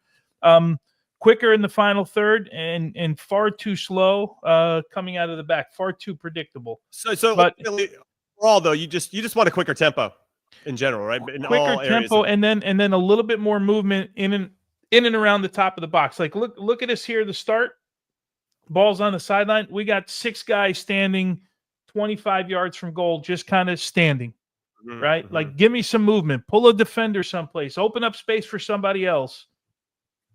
Yeah, so I just think in that area we haven't been good. Luka loses the ball here. How did De La Torre not get a yellow there? Yeah, that seems a straight yellow in most cases, right? But anyway, that's things. Jimmy. I love that. I think the tempo is important, and then once someone is maybe isolated, like an Arfston out wide, can there be somebody that's coming to check to him and more anticipatory than reactionary, right? So it really looks like that there's some coordinated movements. That was one of the things that I really appreciated about the Trinidad game and how we performed in that one, Chuck, which is how coordinated and collective we looked on both sides of the ball. Ooh, Luka De La Torre is having a rough start to the second half. Ream stitched him up with that one a little bit, no? Because he didn't put any pace on it to his feet. Tony, if you're not thinking about the second and third play, he is. And I think that's where he's been guilty in this game of not being ready for what comes next before he gets the ball. Yeah.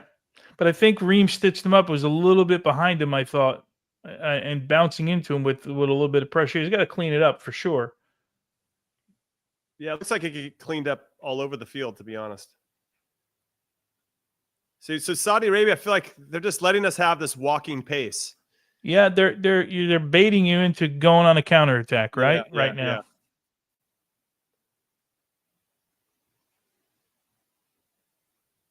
Yeah. Oh man, we're missing that pass. Good from Tillman. Ooh. Oh, get that! This is better. I was a little frustrated that we didn't connect out wide. Though we lose it, good but reactions. We have numbers forward. You lose the ball, you're around the ball, you win it back, and you now have a chance, right? Yeah. Yeah, I didn't know what that sound was Chuck made. Can we get that? Can we get that cut out? You're Can we get that, there. use it for sound effects moving forward? Oh, I want the Chuck almost scored a goal sound. That's good defending, by the way. Yeah, it's good defending. He anticipated. Good ball by Tillman.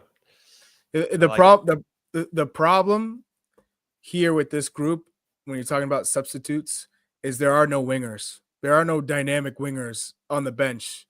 It's a very narrow bench, and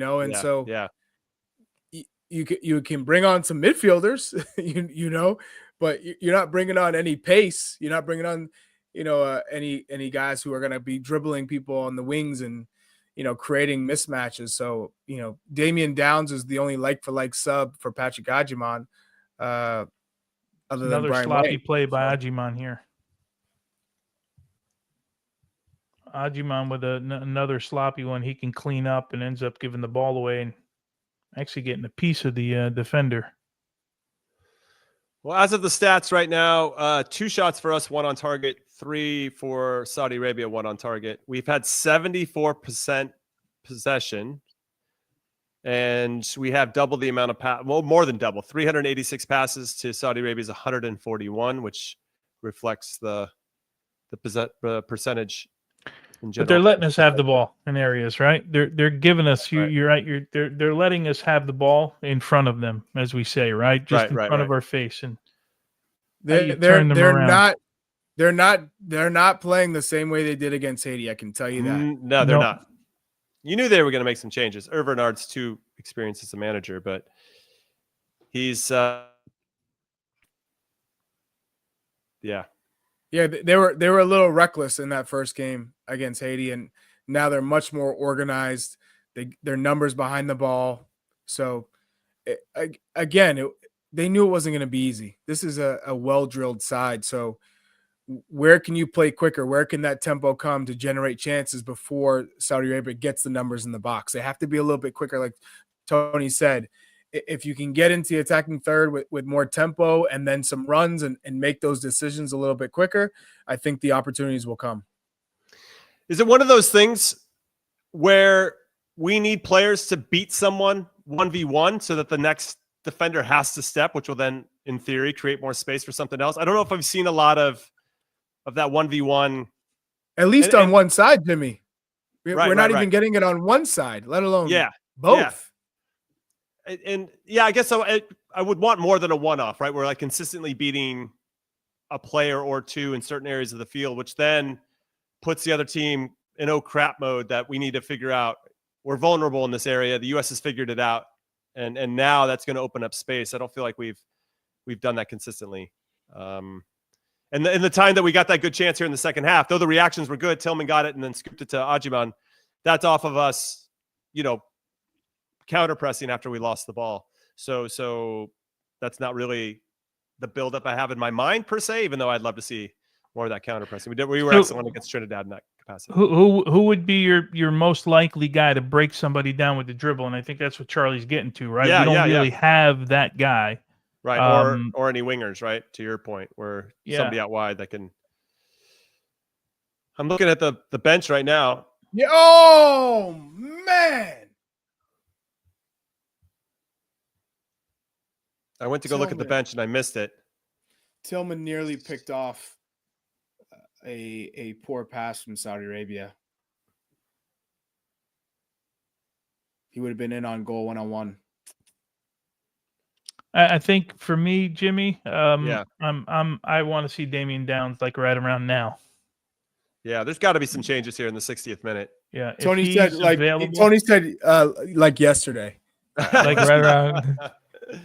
Yeah, there's already quite a few comments saying that we need a new number 9. Yeah, we need a different look at number 9. Yeah, so, I would have loved to see a dynamic winger coming off the bench. Doesn't exist. It doesn't exist. You have Quinn Sullivan and Brendan Aronson. Brendan is your most dynamic guy, and he wants to play him centrally, right? Right. He doesn't want to play him out there, but maybe it's a game for him. Come on, to play him out there. When in doubt, scoring a corner kick, baby, or a free kick. Let's go. All right. Well, it is one thing that we've gotten away from, for years, is that it's not a staple nearly as much anymore for us restarts, but it has to be a staple. Yeah, no, it has to. Right? Has to be. So let's continue to be good in those areas. We used to be so dominant on set pieces. Both sides. Oh yeah. No one wanted it to have us or to defend us on a corner kick, or we on corners we felt pretty good.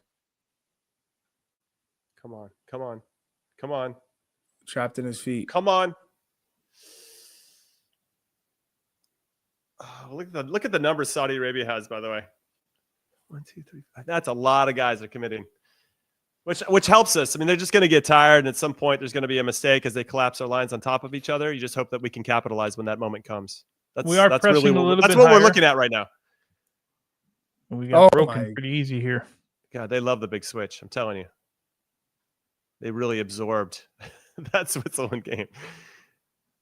Except that they don't have the same quality, right, to complete that pass. There's no Ndoye, there's no Xhaka. Yeah. Chris Richards wants that corner back. For sure. He had the whole goal. Yeah, that service had some pace on it, right? So he didn't have to generate all of it. Yeah, I do. While we have a moment, and as I just saw him throw the ball in, I want to give a shout out to Alex Freeman. His first time with the national team, and he looks like he's been there before. And I really appreciate that composure from a young player. Apparently, Stu was killing him on the broadcast. And which game? For this game? This game right here. Yeah. For what? I didn't see. Yeah, I look. He's not been great, but has he been horrible? I don't. I got to know. He's been steady. I think he's been nice and steady. How can you kill a 20-year-old playing right back when you got Jack McGlynn in front of you, who is playing so easy on the touch line, and the guy, no one ran by him. He made. I mean, he connected almost all of his passes. Three maybe passes he missed out of 41. Yeah, I mean, 38. When you come into that situation, you want to play simple. Just get in there, play simple, get settled, find your rhythm. He had a clean sheet. He's a defender.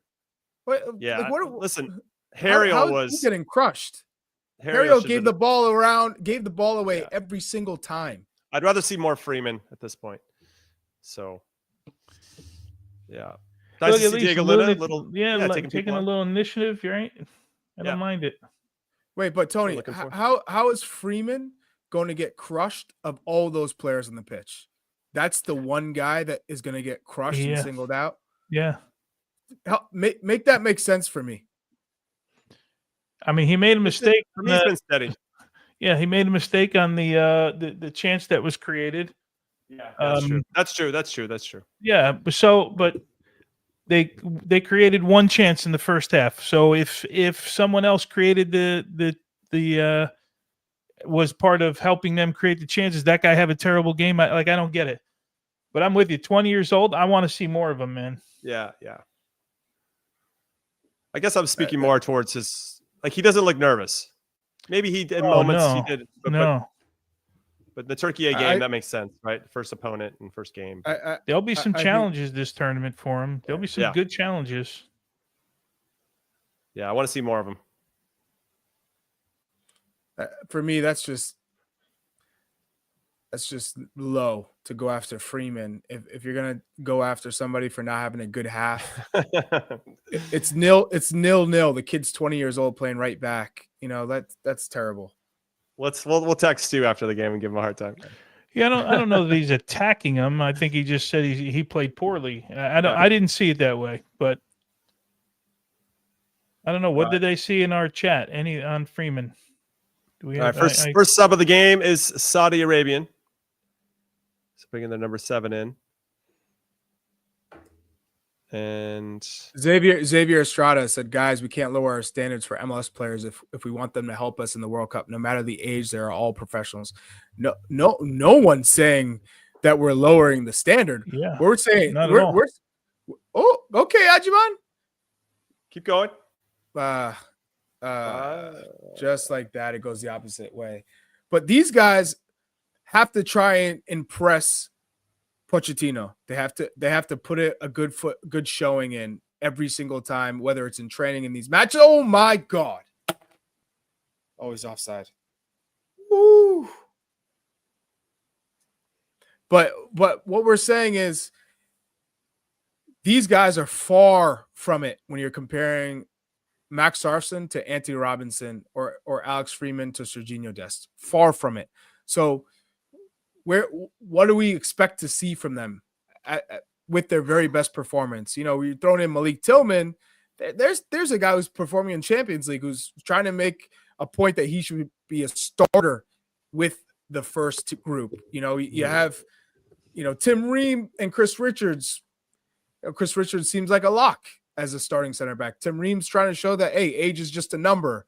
I can still help. Hold on, I just saw Freeman. What mistake did he just make? They were offside. He was holding the line. What are we talking about here? Yeah, there's no mistake there. What are we talking about? If he's behind the line, then you want to blame him. That's great. I don't get it. That's actually a really good play. That's the funny part. Okay, here. Good discipline. Oh, go on. I think I'm a little behind you guys, but it's fun. That's fun for me. We got God with the numbers. Saudi Arabia, their discipline and willingness to get back behind the ball has been quite impressive. But I like this is better movement, right? So McGlynn gets the shot block, but he comes from the right-hand side of the field, and there's a couple like give and goes and whatever, but look where he ends up shooting the ball. That's a little bit more freedom, right? And that's a little bit more adventurous than we saw in the first half. For sure. What's interesting about a game like this, you score one against a team that's sitting this defensive. Then the floodgates are open. Yeah, then it opens up. Then they have to come chase the game. That opens us up or opens them up, and then we can hit them in the counter because they have to commit more numbers going forward. Bernard definitely setting this team up to steal a goal here as opposed to trying to outgun us. So who are we going with our first sub? Downs? I was hoping we would say I thought you were calling Tyler Adams and Downs are coming in. On. And Downs. I see Tyler and Downs. Downs and Tyler. So who do you think? Adams for I'd say De La Torre. De La Torre. Yeah. And or maybe probably De La Torre and then Downs for Ajiman. That's got to be the easy one, right? Yeah, that's the easy one. And then I think I could see McGlynn being next. McGlynn. Maybe change out Arvston. Yeah, I'd put in. I put in Tolkien 30. Yeah, 25 minutes at this point. See if he can give you just a little bit of a different flavor on the left side. Yeah, important to note, right? He's been off for a month. So Pochettino addressed the fact that he's getting back to fitness right now. Yeah. Tolkien. All right. So we got a foul, which means we'll have a chance to get these subs on. We'll see who comes off for Tyler Adams.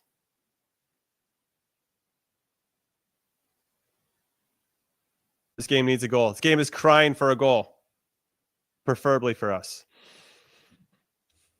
All right. Who's coming off? You guys will know before me. De La Torre is coming off. Is that McGlynn as well? Yep. So they're going with two strikers, Downs and Ajiman. Okay, buckle up. Let's go. All right. We haven't seen. When's the last time we saw two strikers baby. With the national team? Let's go. Downs and Ajiman. Sign me up for this. I'm excited. That's a good sub. If they're going to sit back, then we got to whip some balls into the box. How big is Downs again? Is he 6'4", or is that Ajiman 6'4"? They're both big dudes. All right. Yes. Let's go. Hold on, right away. Instant sub, baby. Chris Richards had a good chance earlier on in the game. He had a pretty clean header. What a ball by Berhalter. Great ball. What a ball. 1-0 to the U.S. You love to see it. Come on, boys. We said set pieces. You got to be good at them. We called it. It's going to make or break. Honestly, we're going to score a goal or we're going to get scored against in the World Cup. That could end up. I mean, so many big World Cup games are decided by set pieces. So how about the ball, though, man? That's a great ball. That stinks for a defender, man. Is he off? That's close. That is close. But look at the guy's knee. Look at the knee from the guy behind him. Tidy finish here from Chris Richards, though. Yeah. Are they looking at it? What is this angle? What is that? It must be from somebody's dad's angle. I don't know. Someone's filming from their phone. They just sent it in. Wow. Oh, man. All right, now this game's going to get interesting, right? Did they test? Did it stand? They checking it?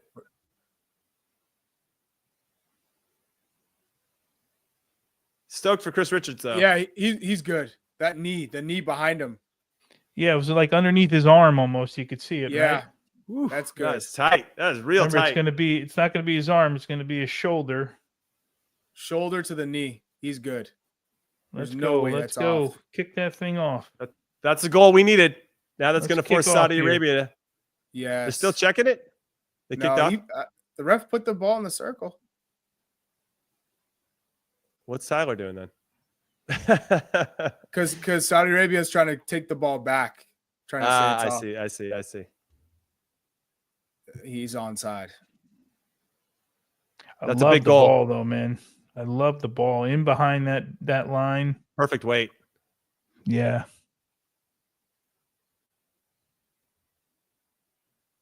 Lots of confusion here. Because Saudi is trying to say it's off. They're trying to bring the ball back. They got the ball at the 6-yard box. Yeah, exactly. I love it. Wow, they're taking a long time on this one. This is a goal. Let's move on. Yeah, I'm ready to move on with the 1-0 lead. Yeah, let's go. So seeing the last time we played with two strikers back in 2023 for 30 minutes against Trinidad, Ricardo Pepi and Balogun played together. Look at instant impact. Within 20 seconds of making the move, Tones, we would go up 1-0. And in that game, brilliant coaching. Brilliant coaching. Intimidation factor. That led Chris Richards to be wide open. Now Saudi Arabia's got to make a game of it, though. I mean, obviously, they could go into the last game against Trinidad and get the result that they need to get into the next round, which, given how we've seen from Trini, the Trini's got a chance now. They tied today against Haiti, so if they beat Saudi Arabia, they could probably go through as well. So a lot to play for in game 3 if this result stands. But I'm curious to see a Saudi Arabia team that's actually trying to push the game a little bit and how we can counter that ultimately. All right, here we go. See if there's any more subs too. But I love the two strikers. He probably did that to go find a goal. Then we got the goal, and now I wonder if he would have made a different decision had we been up already. We got a Saudi Arabian player down. Yeah, but he's holding his foot. They're saying play on. And now there's a yellow. So wait, Diego Luna got a yellow, and they're not calling a foul? What is happening? Oh, yeah, man. This is a little bit odd here. It took him 10 minutes to look at this. Let's see. That is not a yellow card. No chance is that a yellow card. Oh, my God. He's not even looking at the guy. Holy cow. Yeah, that's frustrating. We've been there. So he did end up calling the foul. Free kick for Saudi. A little after the fact. Well, this is when you got to be smart because, in international football, this is where teams try and use the dark arts against you, flopping all over the place. You got to be aware. This would be heartbreaking. Good job, Freeze. Right, Tony? Yes. Good goalkeeping. I don't know yet, Charlie. Yeah, well done. Well done. I'm going to try and reboot myself here. Uh-oh. Up. Keep going. Keep going. Keep going. Keep going.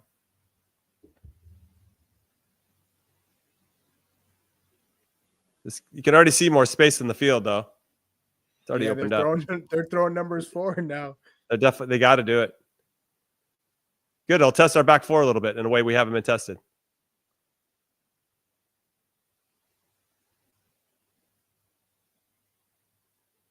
Hopefully, by not giving up a whole bunch of set pieces.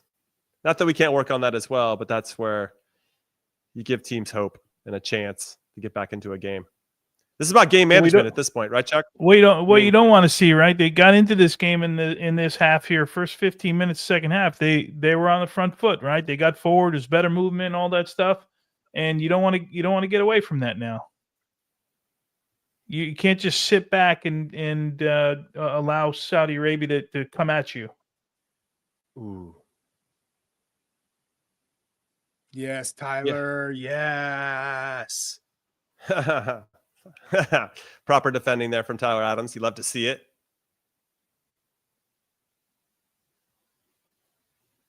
Yeah, this is honestly a skill and an art in terms of game management that obviously we want to go get that second goal and continue to take the air out of any sails that Saudi might have. But even if we have to keep it at 1-0, we got to keep it at 1-0. And I'm very curious as to how this group's going to manage it, especially with Saudi now looking like they're pushing the game with some real purpose and intention. I'm curious what the subs are going to be. The subs are probably going to be potentially a little bit different. I got a nice message. When the network is heavily congested, your video may not play smoothly. How about not play at all? Is that gosh, get me on this thing. They're definitely playing higher up the field, Chuck, as Tones gets back into watching the game. Yeah, they are. A little bit of pressure now. How do we deal with it? Okay, right. Chris. Okay, Chris Richards plays a long ball, left-footed. Yeah, to Downs, brings it down. But then Tillman. Come on, Malik.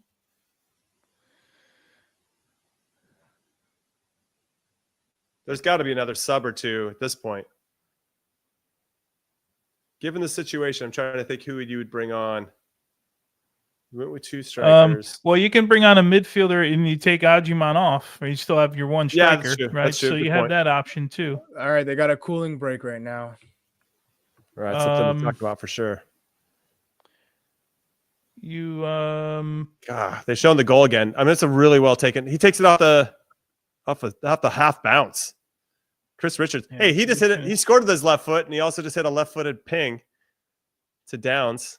Chris Richards feeling it. Baby. I told you that story when I got my A license, right? I had Chris Richards was so Dave Vandenberg let me take while we're on a break, Dave Vandenberg let me take the U19s for my final. Yeah. And Jay Hoffman was doing my course, and we're playing the U20s. So Tab was on the other side when they were about getting ready to go to a World Cup. So we split the U19s up, and Chris Richards said, Dave said, you can take 3 guys. Like, we can switch 3 guys because he just split the team up. And I said, I wanted Frankie Amaya in the midfield at the time, Chris Richards, and Richie Ledesma. So I put him on my team. So we switched from the group I had. Man, Chris Richards, we were 4 or 5 minutes into the game. He put a ball. He was playing right center back. He put a ball on his left foot, and pinged one 60 yards across the field and sent Brendan Aronson in on a half break 1v1, right? Wow. And we were like, holy ish, this guy can do this at this level. We ended up beating the U20s, by the way, 4-2. I was so happy. Yeah. I was so happy. So clearly you passed your course. I did. I passed the course that night. I got my A license that night. That was it. Hey, Jimmy, I'm curious at this point now. Can we say Chris Richards has evolved?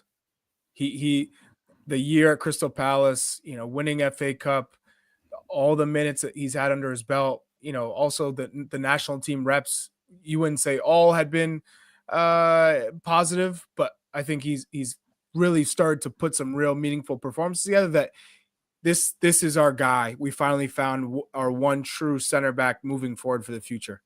100%. I think what's been nice, probably from his perspective, is that he's being trusted.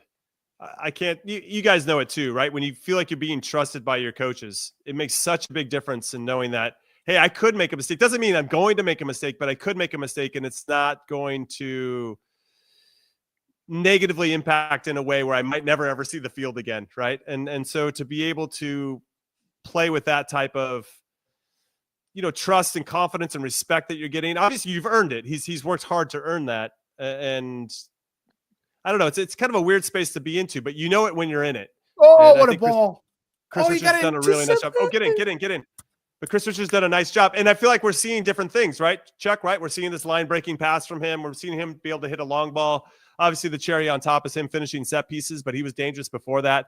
And I think the more reps that he gets, kind of being a leader, and knowing that his presence is having a significant and positive impact on the group, it's going to go a really long way. And to your point, ultimately have him settle in as definitely one of the starting center backs for us moving forward. So yeah, the more positive plays we can see, the better. So Tony, what do you make of that clearance from Matt Freese? Could he have kept it? I think it's on his left side. He chose to go with his right foot. Don't take any chances. I mean, if you don't feel it, I'd rather have the discussion after you put the ball in the stands rather than after you give the ball away in that moment. Yeah, for sure. Then we can argue all we want. But the ball's not in the net, Yeah. But he made a decision and stuck with it, right? He just that was his decision. I don't mind it. Yeah. All right, let's jump into the comments. Let's see what the people are saying on our Golasso America YouTube channel. If you're not hanging out with us there, you're on Golasso Network. Head over to our Golasso America YouTube channel. Hit like and subscribe, of course. Turn on notifications. This one's from Green Man. What's up, Green Man? Tillman back to his usual U.S. men's national team performances. Chuck, you want that one? No. I would no. I wouldn't say it's usual because we've seen him have some really underwhelming performances. I mean, he's got on the ball here and there. Is it as good as it was against Trinidad? Absolutely not. But you still see glimpses of what makes him different, what makes him unique in this player pool. But again, when you have that type of quality, people want to see it more often, and you have to have those special moments throughout a match. So again, I think in this game, we'd like to see a little bit more. Yeah, I agree with you on that. I'll chime in and just say, when you have someone of his quality, clearly is a talented player, and so is Diego Luna. They need to find the ball more, and I don't know if that means dropping a little bit deeper, just to touch it, just to get involved. Maybe it's just picking it up a little bit deeper, hitting a big switch, keep the play moving, but at least you're feeling like you're having an impact on the game. Their impact and their touches in meaningful areas and in pockets of space just haven't been as fruitful as we had seen. But Trinidad was not good. So it was a little bit easier for everybody to stand out in that game. And these are the moments where we want to see a little bit more, Tones, Yeah, so Brendan Aronson, was it for Luna that he came in?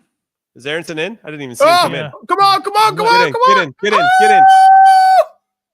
Oh, that's a foul, ref. You got to call that, no? I don't think he called it. He didn't call it. Even Pochettino's going to say anything. He didn't call anything. What's going on? What game are we watching? That's what I'm saying, Jimmy. What is even happening right now? Yeah, look. Everyone's, come on. Show us a replay. So Brendan Aronson is on for Freeman. Fantastic ball from Freeman. Bending in behind the back line. And, oh, no, I think the keeper gets a touch to it there. I don't know. Oh, no, he doesn't. I mean, he gets all player, right? That looked like a foul to me. Ooh. But it's not in the box. It's not reviewable then? Yeah, I don't. Oh, Ajimon touches the ball first here. Yeah, yes. That's a foul.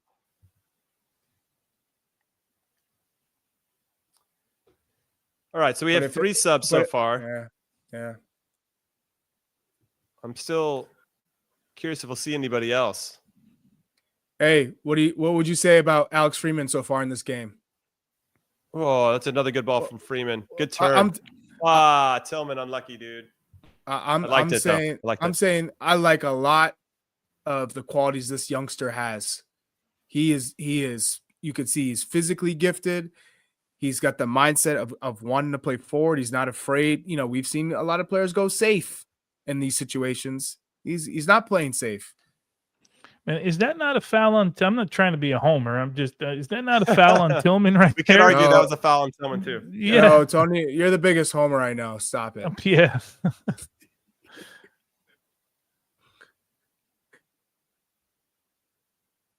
I think what's interesting is, and I guess I'll use the story. Chuck, you were there, and maybe this was, a big step, but we were on the field when Marvell Wynn had his first cap, and it was against Argentina in the Copa America. Obviously a tall task, but even with Marvell, you could see there was some quality there, but there's something about the composure and some physical gifts as well. That guy, talk about blazing speed, unbelievable. But there's just something about the way Freeman is flowing into the team that I really appreciate. And again, he doesn't look out of place, and I just feel like his future is really bright. And I just wanted to touch upon that earlier in the game. But then when you can see that he can make that final pass, or that bigger pass to unlock a team under pressure, those are just another bits of evidence. He gives one away here. He gets stuck with the ball at his feet in a really weird, but they recover it pretty quickly. Oh, great ball for Downs. A great ball and a good crawl. Come on. Yeah, I mean, ultimately, the one where Chris just had to make it come across wasn't a good look. He's going to make – I'm not saying he's free from mistakes per se, but there's just something about his – his overall presence that I appreciate. So it's a great Man, run from Downs. I like Great that run. run from Downs. Say it again, Look, he's Tony. bending his run. I like it. And is that Freeman, right, with a great ball? Ajiman's getting his shirt tugged. He's got to break that tackle. He's got to get away from that guy. That's a pretty good play, man. All right, let's see how we close out this game. We talked about game management a little bit earlier. Now we're about 10 minutes left. How do we see this game out to make sure we get the full 3 points? Is it me or did Downs just open up the legs a little bit right there? He just opened them up a little bit. Would you beat him, Chuck? No chance. No. No. No. He ain't even touching that one. No, I'm not touching that one. I've seen that guy galloping in open space. No thanks.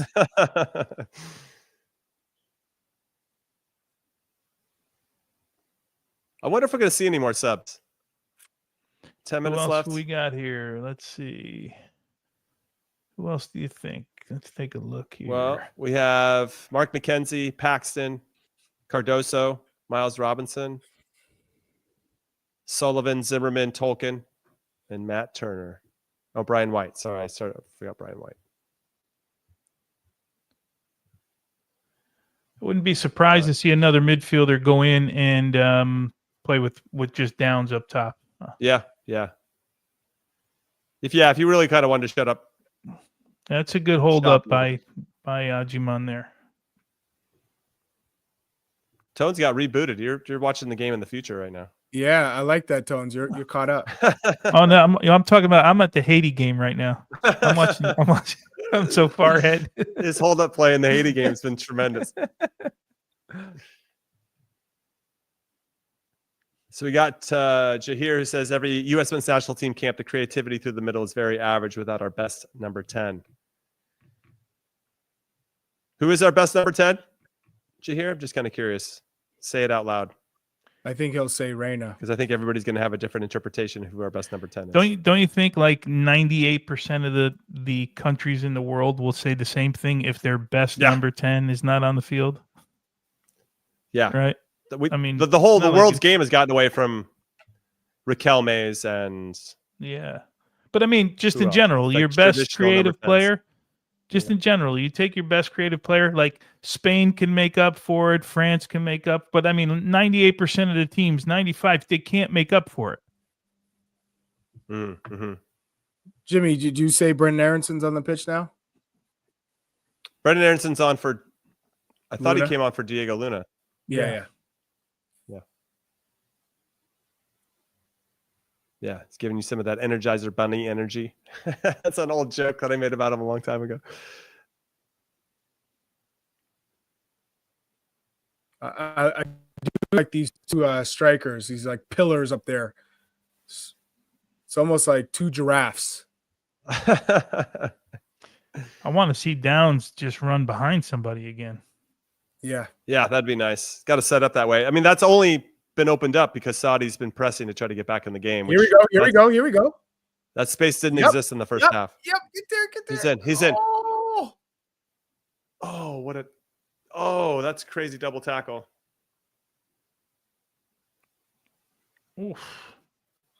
Oof. He fell hard. We got are both our strikers down right now? Now we got both strikers down.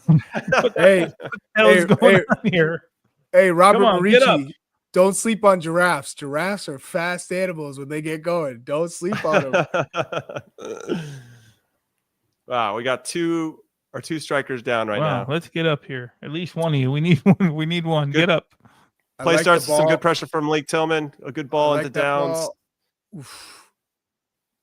Good recovery defending from Saudi, all things considered. And then Ajiman gets absolutely housed. He did get the ball first. Saudi defender. Yeah, that's a hip. Ajiman might have got one to the ribs. That's never a good feeling. That's a hip pointer. Yeah. Oh, yeah. Nothing like two trainers going out for two different players.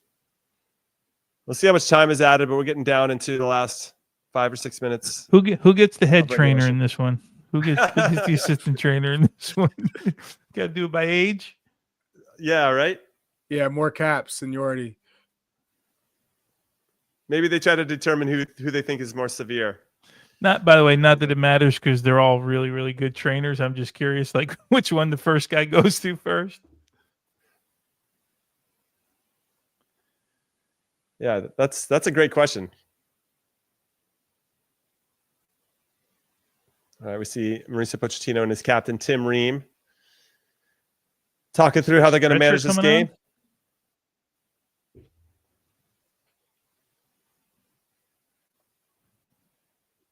Yeah, I don't know. That'd be a bummer if any of these guys was legitimately hurt. Downs seems to be getting more attention. Ajimang is up. The stretcher is out there, but Downs is sitting up now, so we'll see. What did he get caught on the ankle? Coming in? Like, what did he have? He was sick, right? He didn't have an injury, right? Downs? I think he was sick. Yeah, Downs was sick. Okay. Now we're getting the offside line.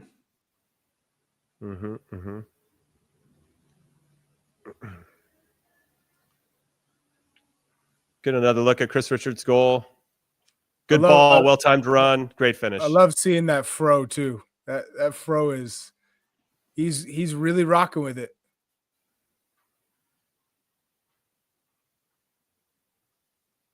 All right, Downs is up and walking off to the sideline. You got some flow going. Let's see if Downs looks like he's giving the thumbs up that he wants to go back in. Probably a couple extra minutes of injury time. There's been up here. Attacking player comes on for Saudi Arabia, number 20. Let me get his. Abdullah Al Salem comes on.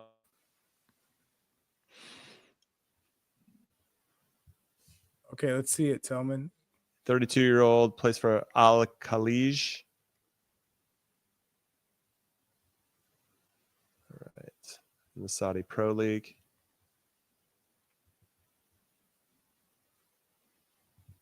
Okay, Matt Freese. Good distance on his clearances. I think that's an underrated skill, Big Tones. Just throwing that out there. Yeah, he put it right on the center forward's feet, man. That too. All right. It's about game management. That's all I'm paying attention to right now. Obviously, a second would be nice, but not necessary. Looks like Miles Robinson's coming in and Cardoso. Okay, coming in to kill the game. Maybe going to a back five. Because you have three center backs with Richards, Robinson, and Ream. Arfson can stay high. Freeman can stay high or be wing backs or drop into a back five if necessary. And Cardoso probably comes in for Berhalter is my guess. Or you could drop Ajimang. Ajimang comes off and Cardoso goes into the middle. We'll have to wait and see when the ball goes out. And the ball is out.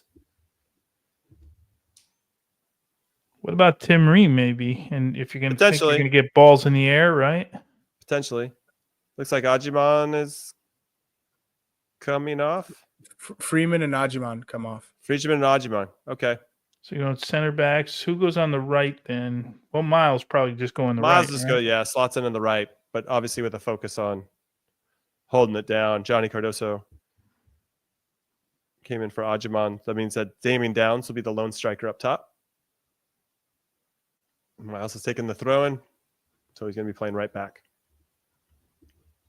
to finish this game off. I'm liking the subs. Nice and smooth, steady. Good choices here from Mauricio Pochettino and his staff. Well-timed, obviously. Putting two strikers up top, big fan of that. Obviously, we'll break down everything. He had it for a little bit. Didn't quite work out, right? So you had the option always to take it off. If it worked, you keep it. You try and get the second one, but now you're trying to close the game out and get to look at Berhalter. Whoa. Berhalter. Get Renard off the field. Get him off the field. What's the coach doing? Get Renard off and the now field. Pochettino's on. Was Pochettino out on the field? What just happened here? Holy crap. What the hell is going on right now? Renard was not happy. He put his hands on U.S. players. You don't do that. What was the escalation for? Where did that come from? What's the upset It's just about? Berhalter and another guy going at it. Right. They gave so the what is yellow that? card. Yeah. I don't know how this got to this. I don't like the I didn't coach see it. going on there, man. No, he should never That's, come on the field like that. Yeah. And I absolutely do not like an opposing coach touching our Hell players. no. That's a No. That's a no. Chris Richards said you better talk to somebody else because you come here and touch me one more time. Did somebody kick right a ball? Berhalter comes up. No, see, Berhalter comes up and says, "Don't push Tyler Adams." So he comes up. Then some guy comes and smashes him. That guy Good gets for a yell. Berhalter, man. Okay. He didn't like what happened. Still, I don't understand why Irv and I.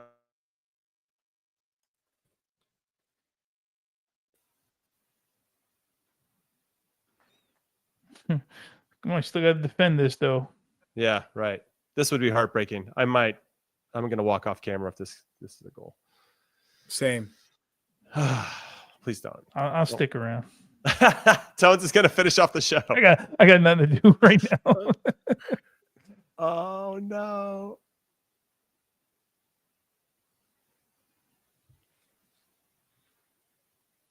Oof. Okay.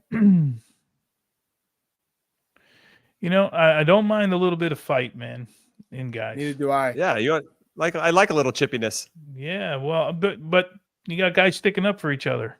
That too. Right? I like that. Berhalter not afraid to get into somebody. 7 extra minutes. All right, we still got a little time. Stick A little around, bit of Jimmy. time here. Stick around. We're sticking around. Let's get that insurance goal, huh?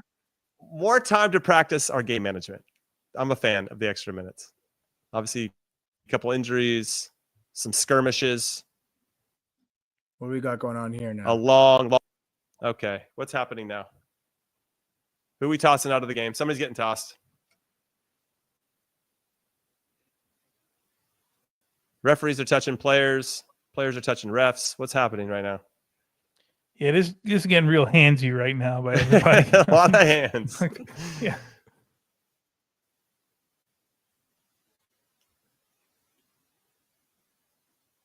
All right. Is there another sub? Okay, maybe I thought I saw something I didn't. Oh, that guy undercut him again. Yeah, they're trying to undercut. Yeah, that's cheap, bro. That is cheap. Yeah, that is. As long as the referee's aware of it, then it's fine. It just kills time. Just go to the corner. Son right there. Berhalter. Take it to the corner. Why'd you go backwards? Now that's going to draw pressure. We could have taken it in the corner. Now it goes all the way back to Freeze. He gave him a hot potato pass too. Oof, why don't you bounce a couple and he took it nice. we could have put it in the corner. He put the double bounce into his feet. That was a hot potato right there. This is the in-game management that I'm talking about. We could go forward, but we decide to go backwards. Goes all the way back to our goalkeeper, and now get everybody up the pitch. It's a real estate game. Let's play in their half of the field.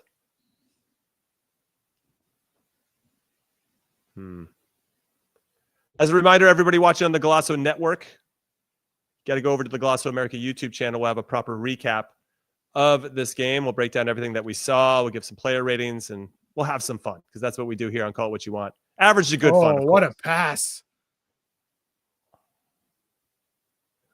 Ooh, actually, a fun fact, getting word here in my ear that we're doing the recap on the Golasso Network as well. So bonus for you if you're hanging out with us on the Golasso Network. This is some good management here, right? But good management. Yes. Draw a foul, take your time. Exactly. Don't play backwards unnecessarily if you can play forward and kill the game off.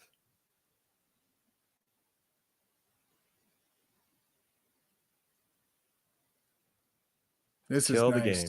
This is nice. Yep. Sign me up for this. More of this, please.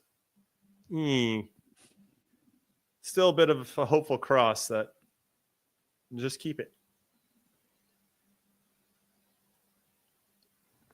This is where the dark arts have to come. Dark arts of time management. Tie your shoe. Whatever you got to just go to the corner. 1-0, 2-0, it's still 3 points. Doesn't matter. All right, Downs. Okay, Downs. Come on, Brendan. Now we have to chase the game. Okay, a couple minutes left.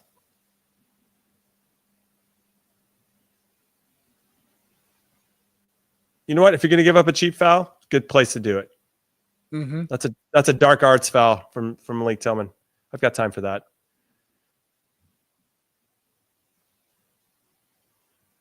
Yeah, that's fine. You take it. You don't want to get an unnecessary yellow card, but that's a good place to. Yeah, he was trying to go. He was trying to milk that to get it. Yeah. Get one. You think so? Yeah, for sure. Yeah. I don't know the yellow card accumulation rules for Gold Cup. Hopefully, they're not as dumb as the Champions League or Concacaf Champions Cup. That's what I meant. Concacaf Champions Cup. All right. We got to be getting close. We're definitely getting closer.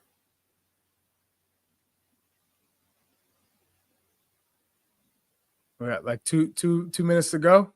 Yeah, probably 2 minutes. Yeah. He's going to let it go over 7, I bet. Just a little bit. 2 minutes to kill this game off.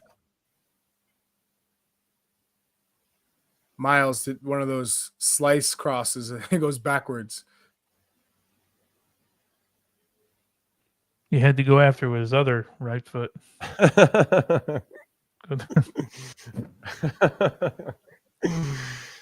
Big tones of the jokes.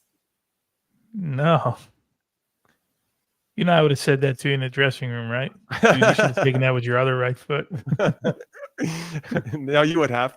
And probably did at some point. No, I did. Good, let's not give up any unnecessary pieces. That was the touch tackle. Long touch tackle from Cardoso. We call that the Nick Garcia. Well, at least me and Big Tones does.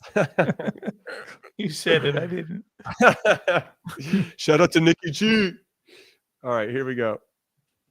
Super long throw in. Nice, Chris. Nice. Close it down. Chris Richards moving into man of the match territory. Yes. Yes, Matt Freeze. What a get. That's a lot of air under that one. You got to go get it, man. And a backspin like that, that's like a gulp. That one sticks in your hands. That little back spinning ball. I like the decision there. Just to lump it forward. It's all right. All right. Now we have everybody back behind the ball. 30 seconds left. Yep. Blow the whistle now. Called the 8-second rule. The 8-second rule. Well done. Got the job done. He called it. Called it. Game over. It's final. The U.S. 1-0 booked their ticket to the quarterfinals of the Gold Cup. Who they'll play, yet to be determined. But I think at this moment, it would have been or will be Costa Rica, but we'll have to wait and see. That'll change, obviously, as more games are played in each group. But the U.S., 2 games in the Gold Cup, 2 wins. Chris Richards with the game winner in this one. They played 2 games, haven't given up a goal yet either, and I thought they were pretty solid behind the ball. And shout out to Chris Richards, who's had one hell of a year for both club and country. The U.S. are now on top of the group with 6 points. Saudi Arabia and Trinidad both with 1 after a 1-1 draw. Whew.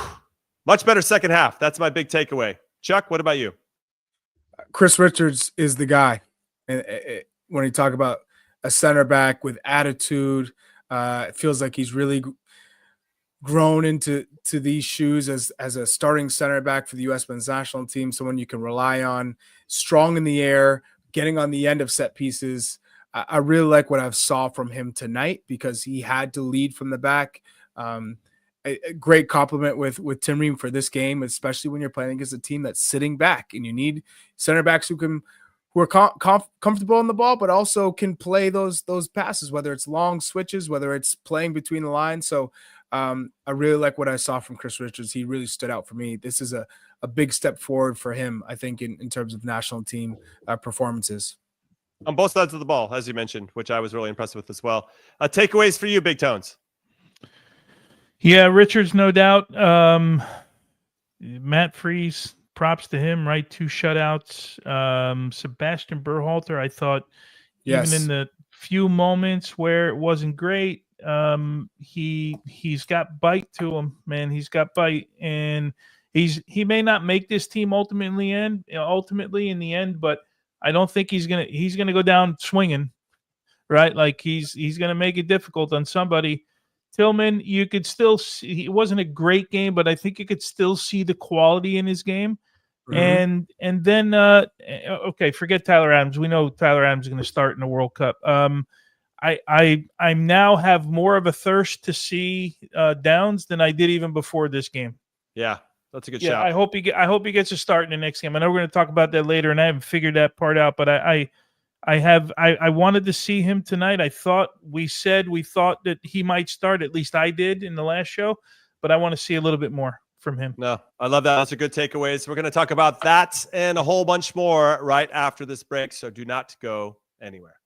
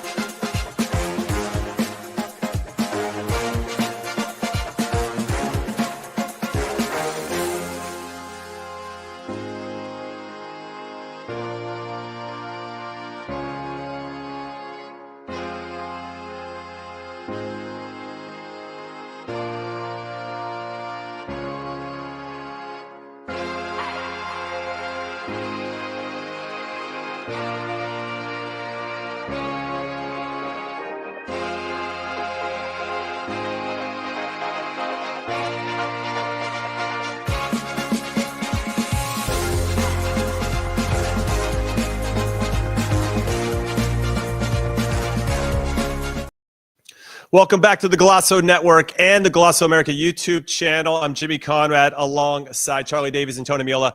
And we are breaking things down for you for the U.S. men's national team's big 1-0 win over Saudi Arabia, their second win of the Gold Cup in its many games, which puts them on top of the table, which means they have now qualified for the quarterfinals. And we're excited to break this game down for you. Charlie, let's talk about the difference in the first half, which felt a little lackluster, into what you saw in the second half. What were the big differences for you? Well, I think the second half, Saudi Arabia got tired in the way that they defended. And so I think the U.S. did a better job of playing higher up the pitch, trying to create the width, and they won the free kick, right? And right at the substitutions, when you came in at the 62nd minute, you get Adams in, you get Downs in, set piece, goal.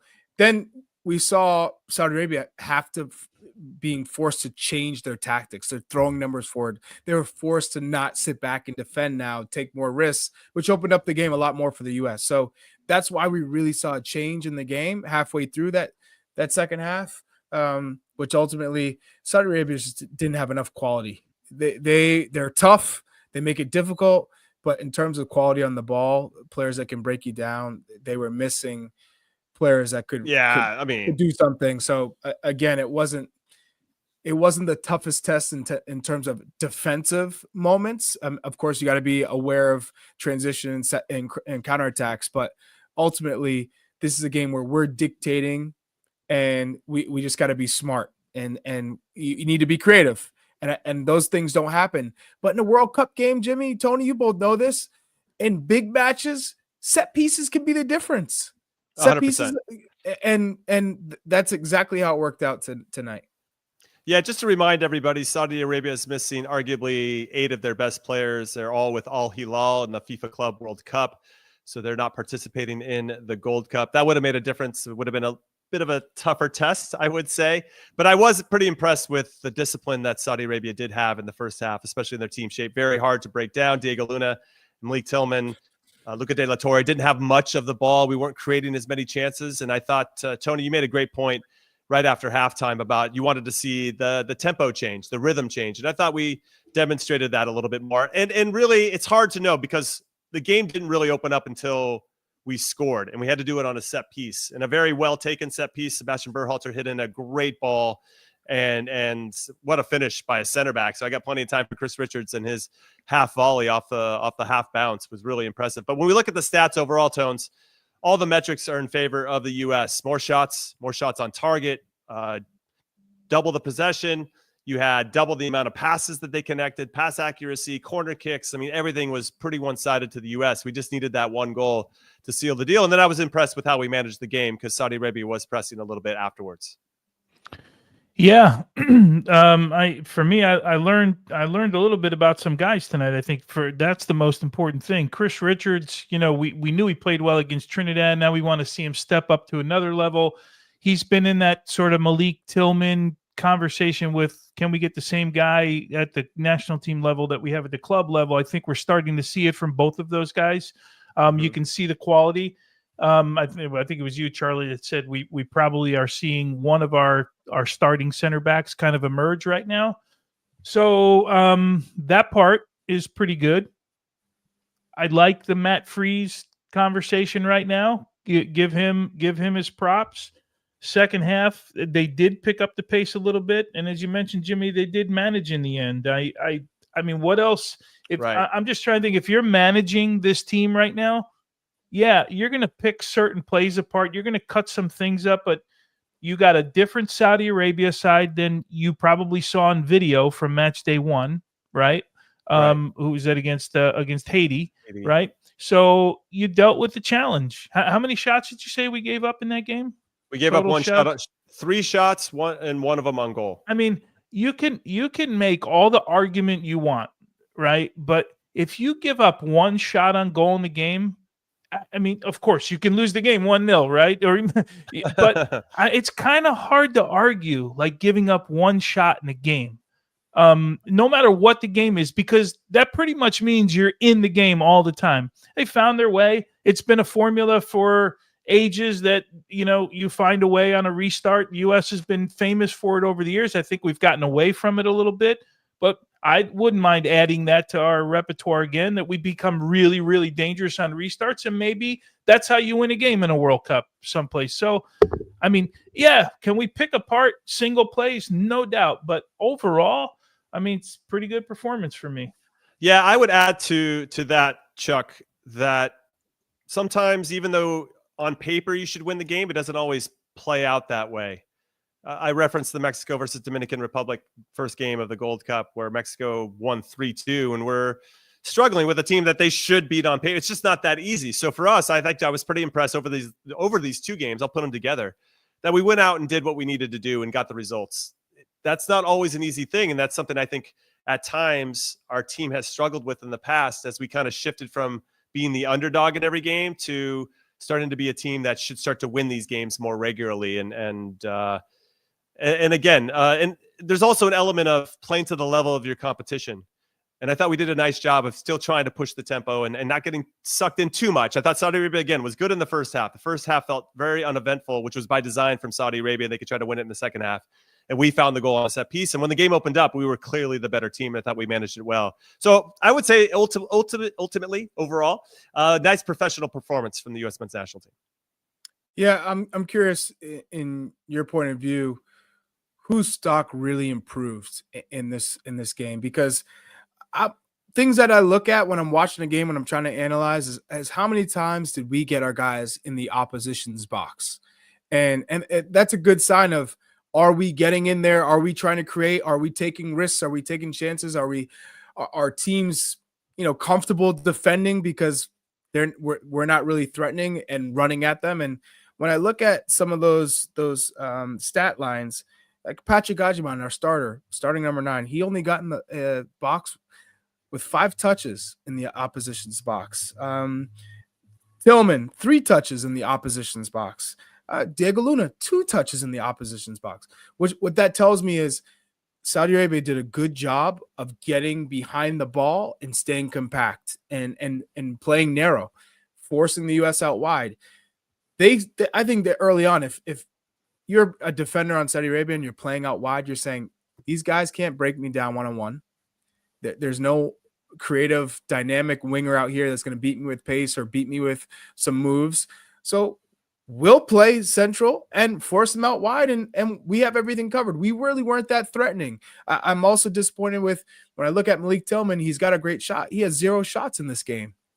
So those are some of the things I'm watching, is how influential are, how many times are we running at players to take dribbles? Patrick Gajiman was 2 for 5 when it comes to running at guys and trying something. At least he tried 5 times, but that's the rawness that I'm talking about when we're looking at Patrick Gajiman. Is, does he have tools? Yes.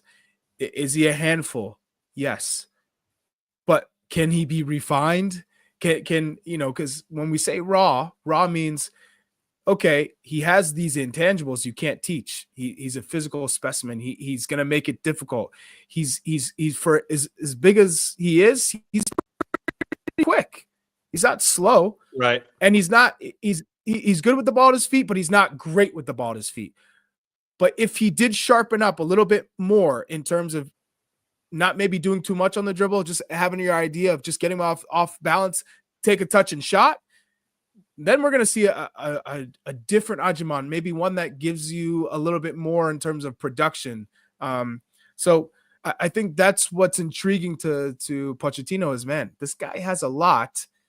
Can I get him up to speed? Can I develop him a little bit more at this level? Because you can get away with it in MLS, but in a World Cup, that's not going to work. So I think he's hopeful. Okay, so we're going to get into player ratings in the next block, but I do want to have this conversation now. Given that we've qualified for the quarterfinals,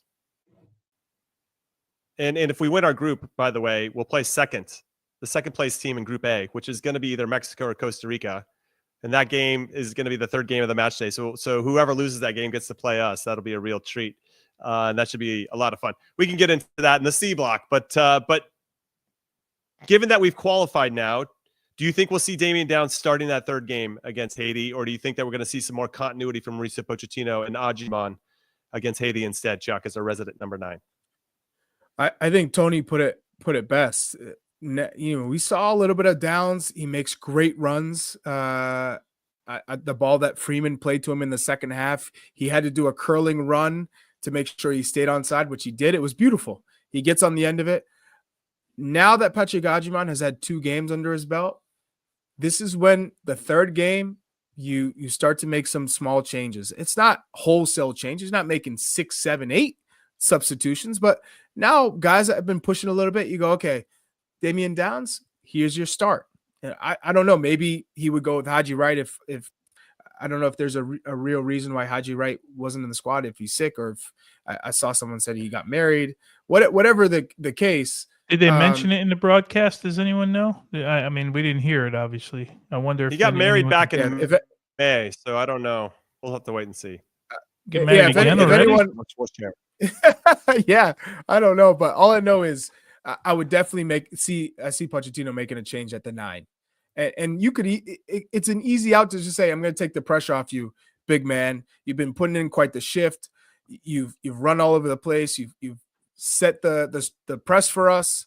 Now let's give somebody else an opportunity, and your legs will be good for the knockout round.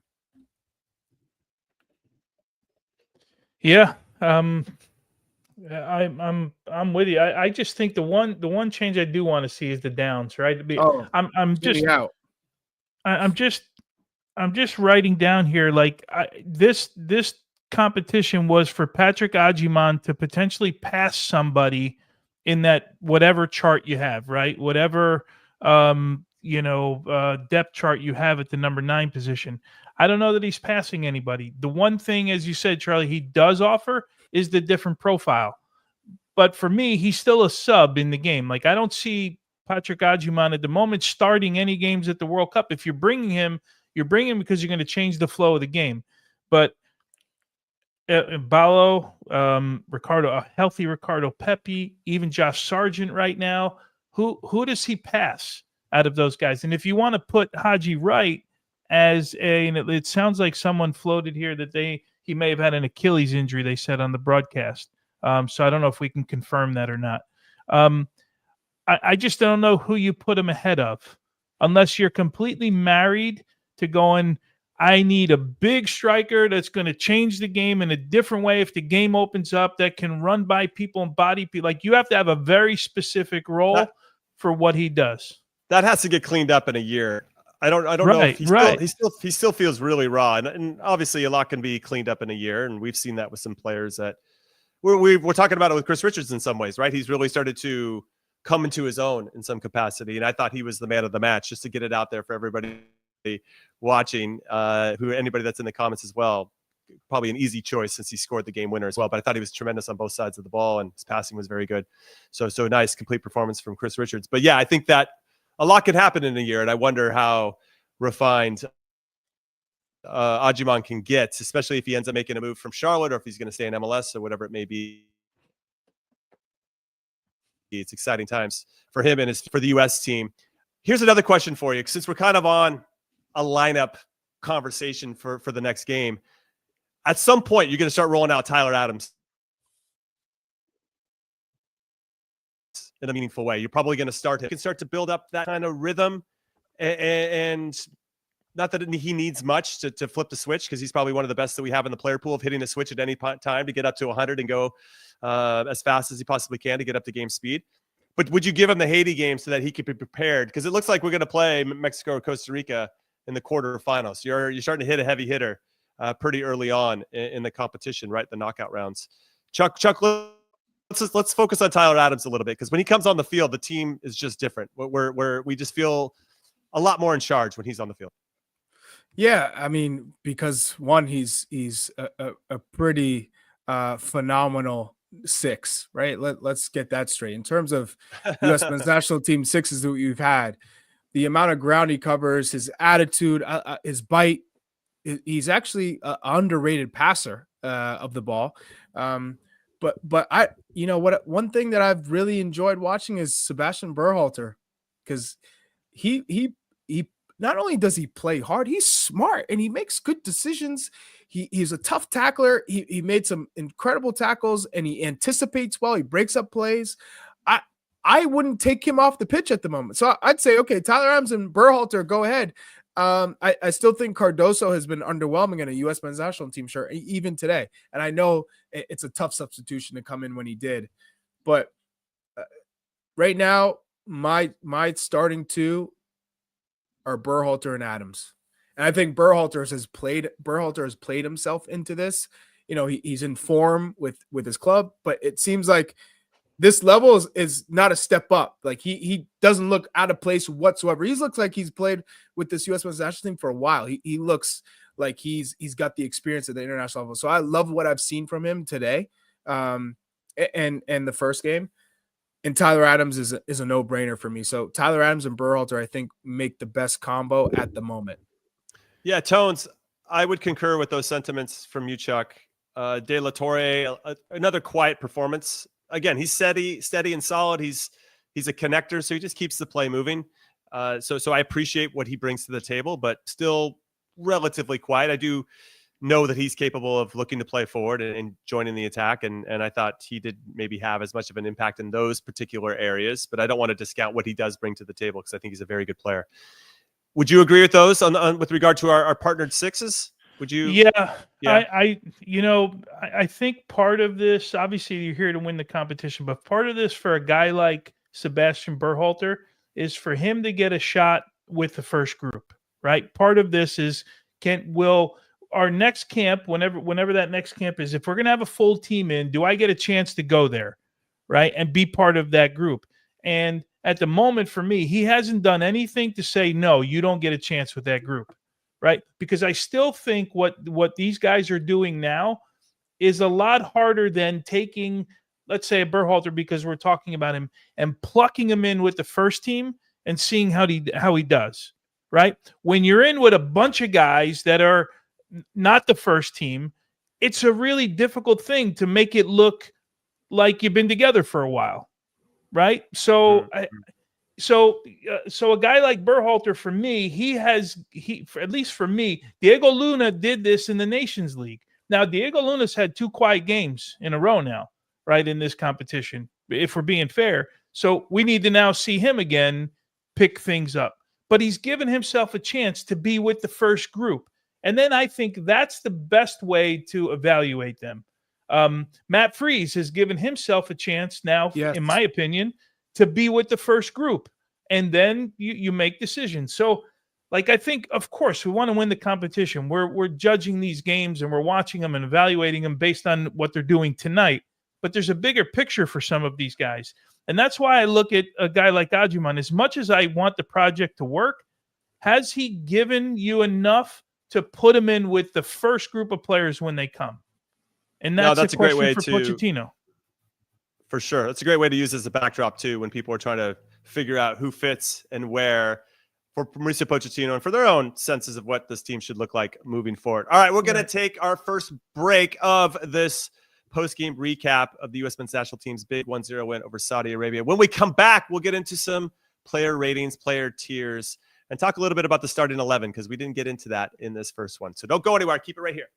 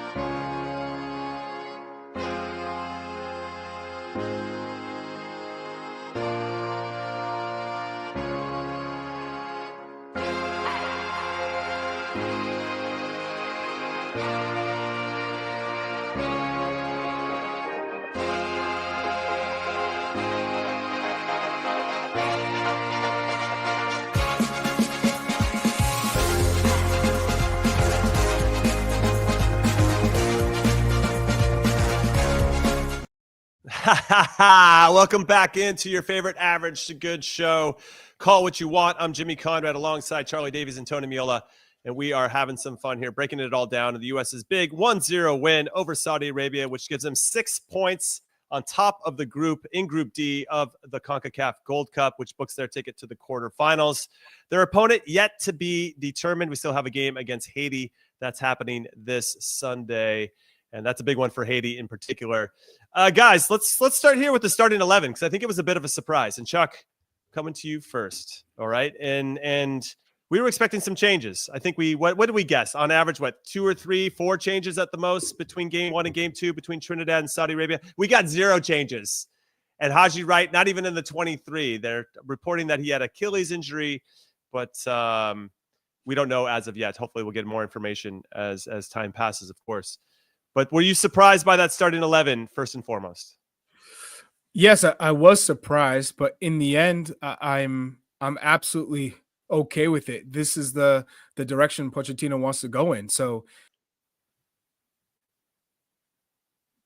all right, looks like we lost our very own Charlie Davis. Charlie got to pay that bill.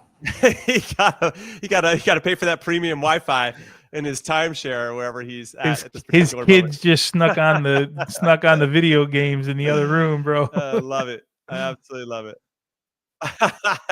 Big Tone, same question for you though. I was a bit surprised, frankly. I thought we were going to see a couple changes. Yeah, I thought for sure we'd see a couple. I think we talked about the one up top a couple times. We talked potentially Tolkien at left back. I think we said. I don't have it in front of me, but it sounds like Tolkien is just getting back to fitness, and I would not be surprised if we saw him in Game 3 get a start. And I think we weren't sure about the midfield. We were kind of under the impression that maybe Tyler Adams and Cardoso would start in the midfield, but he decided to give these two guys a run out, and based on the fact that they got the job done, I'm okay with him giving the guys an opportunity that did okay in the first game. So okay, so I'd be surprised. I'd be really surprised, Jimmy, if we didn't see a couple in the next game. Yeah, well, given that we've already qualified, you now need to start thinking bigger as the coach, right? Not just for the next game, but for the knockout rounds, and based on who our opponent could be in that first knockout round game, you want to make sure you're as prepared and as healthy as possible. So, Chuck, I guess let's play this part of the conversation. Let's talk about this part of the conversation. He went with back-to-back starting 11s. Did you see enough of an improvement? Because, okay, you're going into the continuity thing, and now we're playing a different opponent. Do you think they did enough? Not to say I don't think they're going to start the same lineup again because of the reasons we just discussed. But do you feel like you saw enough for this group to potentially get another chance at some point down the? You know what I mean? I don't know if I'm saying that right, but I think you're picking up. No, I think what you're trying to say is this the group? Is this the starting 11? Going forward, let's say this is a knockout round. We get past the third game, and let's say there are 2, 3, 4 changes. I don't think there's going to be more than 4 changes, to be honest. But let's say they make those changes, and now we're in the knockout stage. Do you foresee this being the starting 11? Did they do enough over these past 2 games to say, yeah, I guess this is the starting 11? Yeah, I got you. What I would say is no. I still think Jack McGlynn. I still think Jack McGlynn is not your right winger. He's not going to run down the pitch. He's not going to give you width. He's always going to come inside. So therefore, he's very predictable. And unless you're Lionel Messi, I don't see or a Lamine Yamal, I don't see that happening because he's not beating you down on the dribble. He's not breaking you down. So his best asset is his passing ability, right? He has great awareness. And he has a good shot. But if you close him down, it's sideways or backwards. So I think that's one. Patrick Gadjiman, that for me, he hasn't convinced me that he's the number 9 in this group. Because you also, if you're not scoring goals, what else are you doing? The pressure, the defensive, but the good touches, a good movement. And I think he's struggled at times. And that's normal because of his rapid rise. Like I said, he's raw. He's learning in real time. Like he's growing much more than a lot of these guys because he's been such a late bloomer. And I think that's part of it. It's how fast can they get him up to speed? Is it enough time? I think that's what we're all saying because he does have a lot of the intangibles. And then can he eventually get there? Can he reach his potential? And then I think Luna, he had a really poor night for what he brings to the table. No shots, only got 2 touches in the box, 40 touches. He had 27 or 32 of his passes that he connected. It felt like he was trying to find the game. He never settled in. He was always looking to get involved. A lot of chasing, doing dirty work, but it didn't lead to anything. And then De La Torre, when Tyler Adams is healthy, he gets a nod over him. It's not even close. I think Berhalter, with his performance over these 2 matches, he's given Pochettino something to think about, because it might have been what we all thought. Cardoso and Adams are the 2, but I think as well as he's played, it makes it damn near impossible to take him off the pitch. Yeah, maybe. And I don't thank you for helping me out there and giving me the assist. Yeah. I guess another way to say it too is, if everybody was healthy, who would be your, and say we get to the Gold Cup final, who's starting in that game, based on what you've seen leading up to it. And I think Matt Freese would be your number 1 right now. Freeman would probably be your right back. Yep. It looks like Richards and Ream look like the center back pairing. Arfson seems to be the guy, but we'll see if Tolkien can get some minutes and maybe change his mind, though it seems like him having a break might work against him. Berhalter and Adams seem like the 6s. I think McGlynn at some point will get supplanted. I think that you could have, I'd actually like to see a Haji Wright, Diego Luna, Malik Tillman, Damian Downs, kind of a front 4, right? I think that would be fun to see, and I wonder if we'll get a little taste of that against Haiti. And Haiti's going to be a much different opponent. I actually think the best opponent so far in the group stage, so that'll be a nice test, especially because they have to win. They have to win. They have to beat us to get into the knockout rounds. And I like that there's that type of urgency. I'm glad we're not playing the Haiti that's lost 2 games and doesn't really have much to play for. I love that they have something to play for. That's going to make for a much more entertaining game on Sunday. But I'd like to see some other form of combination, I think, of our front players. And obviously there's other guys we can throw in. But more Tillman and Luna, I'm not opposed to that if we get to see them roll out for the 3rd consecutive game. Let's talk, though. I'm going to throw it right back to you, resident number 9, Charlie Davies. Would you like to see maybe 2 strikers? As opposed, and maybe you drop a Tillman or Luna for that game 3. You can put Tillman underneath 2 strikers. You know what I mean? Yeah, maybe do Jimmy, I'll stop you right there. Pochettino went with a system, and it's the 4-2-3-1. That's the system he's always been most comfortable in. From back in his Southampton to Tottenham days, he first 2 games, that's the system. You don't go to game 3 and go, you know what? I'm feeling a little spicy here. No, Let's go experimentation. I'm gonna go. No, but I like this. Fair. Yeah. But no, I'm gonna jump in. Do you think you could? Because you could, in theory, put Downs up high and then Haji right underneath, right? And then you could have Tillman and Luna on either side if you wanted. I mean, there is a way to play 2 strikers and still kind of fit into a 4-3-2-1. Or like a second striker, one that just jumps in. No, Tillman's playing the 10, and if Haji Wright, if Haji Wright does play, he's going to play, and if Downs is in, he's going to play in his left wing spot. That's where he normally plays, and we'd see Luna on the opposite side or vice versa. But it seems to me that he wants to play Haji Wright in that left wing spot, and that's where he's played in a full season last year in Coventry. He's played maybe half a season there this year. So, would I like to see it still? Yeah, I think Haji Wright playing on the left and Tillman in the middle, Luna on the right, and Downs up top. That could still be effective as hell, especially when we're talking about Haiti. We're not talking about Costa Rica or down the line. So, yeah, but I don't know if he'll take off Berhalter. He's been damn good 2 straight matches. I'd let the kid ride it out, especially because he's young and he's hungry. Also, Matt Freese, Tony, are you gonna give him a game off in the 3rd? Or are you gonna you ride him out, right? The entire tournament. Yeah. And I want to answer real quick on the 2 striker. I think you try it tonight. You see if you ever have to use it in a game. I don't think we got anything out of it in the 2 striker system, but I'm with you, Charlie. I would go if you're talking about the strongest team. Of course, we don't know about Haji Wright. We don't know all the details. Let's just assume that he's able to play.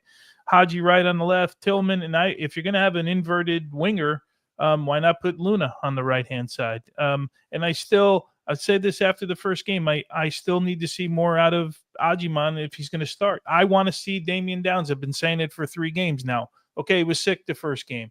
But maybe that changes the look for Luna because, not great tonight, not great against Switzerland. Okay, Trinidad is what it is, and I think he got 2 assists in that game, right? Or maybe he got 1, I can't remember. But anyway, I just maybe it changes the game for him a little bit, but he's active, he fights, he does all of those things, but I'm not seeing 2 strikers in this thing. Yeah, no. You're right. And Chuck, you make a great point about just the way the Pochettino likes to play. The 4-2-3-1 is definitely the way moving forward, and people got to fit in. I do think, though, and I'm going to stand by it, I think Jack McGlynn will end up losing that spot by the end of the tournament. I think it'll go to a Haji Wright or a Damien Downs or somebody else who maybe I'm wrong. He seems to like Jack McGlynn, and I do think that he brings a lot to the table, but we could use a little bit more dynamic movements going forward. Yeah. He's an 8 at best. Jimmy. I know. Jack McGlynn is an 8 at best. He's a 6 when he has time and space to pick his head up. You have teams sitting back and he can spray the ball. He's not going to run by you. He's not. That's the thing. So as a defender, I can step. I know he's not going to beat me.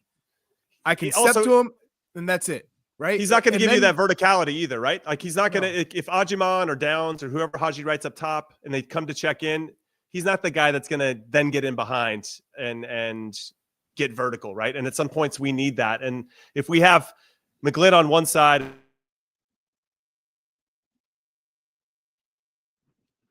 Did we lose Jimmy right there? Did he freeze up on you? Yeah. Yeah, he's got that Wi-Fi down there in Mexico. It's tough for him. They're blocking him out. They said, all right, he's talking to Estados Unidos, cut him out.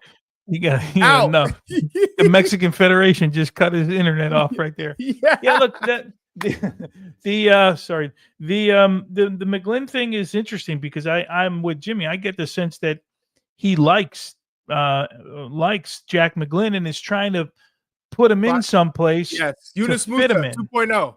It's the same thing, Tony, as Yunus Musa. He said, I really like him. I need to find a place to put him in. I'm going to put him in that right wing spot because I want him to get him on the field because I like him. Ultimately, it's not. If he went 4-3-3, he would probably fit into the midfield a little bit more than this 4-2-3-1 as a winger, right? Because I think the general expectation from all of us is that a winger at some point takes you on in the game, right? Takes you on and dribbles you, and you see the defender going back, and you have a battle, and you got to beat him once or twice, right? I don't know that we get that.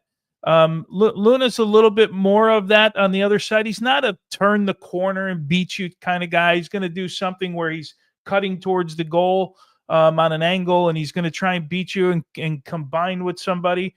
Yeah. McGlynn offers two really big qualities, though. His long ball distribution. Actually, he's a very good passer of the ball in all ranges, right?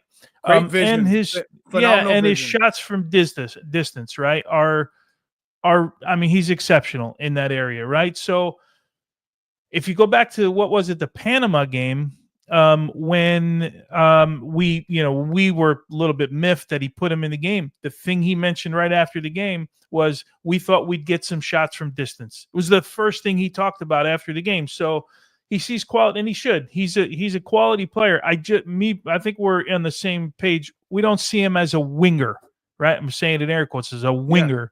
Yeah. No. He's got to play someplace else. Yeah, I mean, and Tony, the simple fact that it's so predictable to play against him because he will not go right. And if you don't go right, then you sure as hell better have a burst of speed to go left. Because we know if you give him time and space, you drop off him, he's able to pick out anybody on the pitch. Phenomenal vision, great touch on every pass. He can play different types of passes, can shoot from distance, right? But if he doesn't have time and space, this is where he struggles. And as a right winger, you need to offer something else. Defensively, too, doesn't have enough speed to close down players. So, if we're checking down the boxes as a right attacking player, all in all, we're talking about World Cup level because we're not really necessarily trying to equate what the Gold Cup is for these guys. We're thinking long term.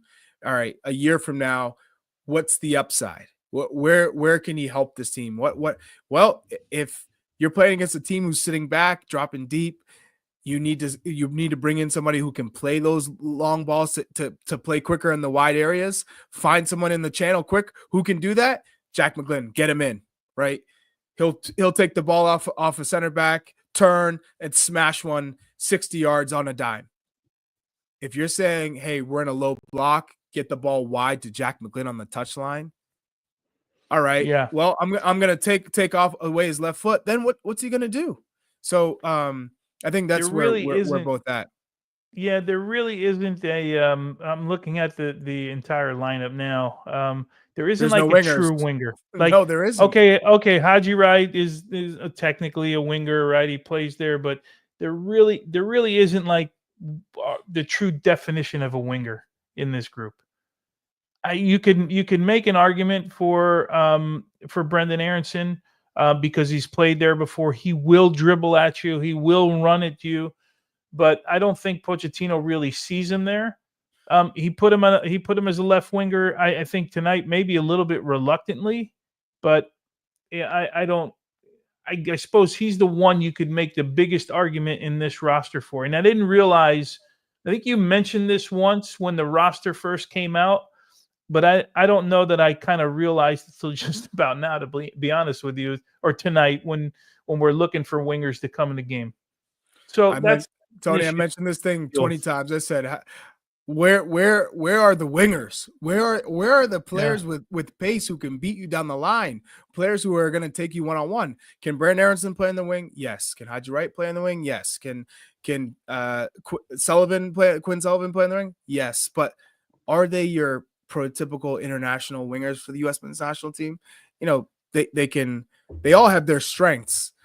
But if we're talking about, you know, breaking down a low block, you know, that's not in any of their repertoires, so to speak. So I think this is going to be a big learning process for Pochettino, and we'll see what it looks like when they're playing against a Costa Rica or a Mexico, you know, and when the stakes are a little bit higher. Set pieces are an incredible way to you know, change games. Oh, you win games. Yeah. Hell yeah. Don't discount set pieces as any less of a goal than a goal. Like if you score a goal in the World Cup, do you care if it's off a set piece or run a play? You don't care, right? Who are the winger? I know Timothy Weah and Christian Pulisic. Who are the wingers we had a chance to bring in? I guess we'd have to look at it at some point. Well, Zendejas, right? But I think Zendejas, they were thinking that he was going to play in the Club World Cup, and then everything, you know, they didn't win. LAFC goes through, so that maybe is one. But again, I don't see him as a conventional winger. No. You know, like a guy he does it in a different way. So Kevin Paredes would be one that maybe, but he's injured, right? I mean, he's injured quite a bit, so he can't get into a rhythm. Although can be a guy. We've seen him. I forget which camp we saw him in, but we've seen him with the national team.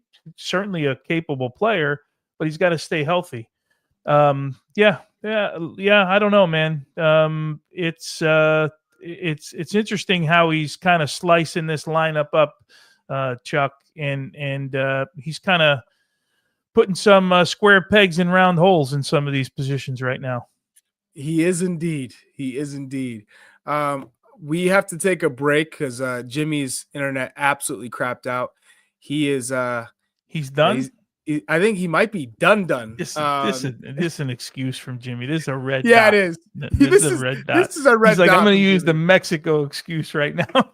You know, his wife said this. Hey, Jimmy. His wife's like, dude, it's midnight. Can you stop this thing? We're getting. No, he's West Coast. Oh yeah, it might be. Oh, he's back home. I thought he was in Mexico. Oh, yeah. He's on.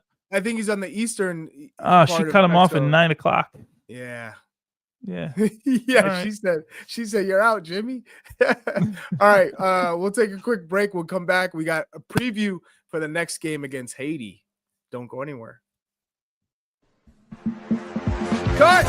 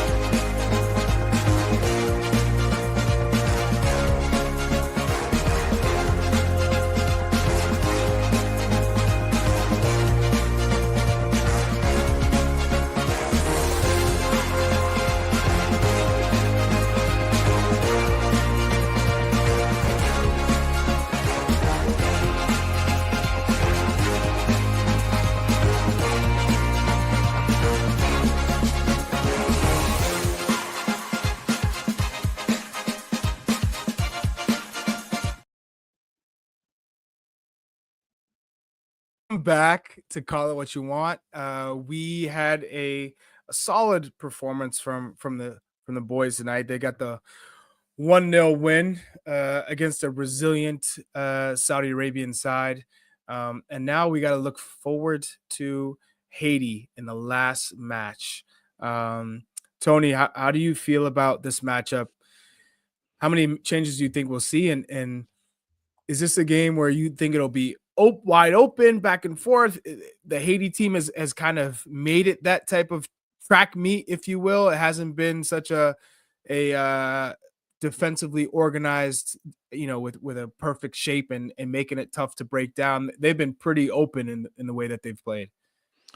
Yeah, I was a little bit surprised tonight in watching the game against Trinidad a little bit earlier, that they, I don't know, they were sloppy in some ways. They picked up a red card. Like they look like they have talent in a lot of ways.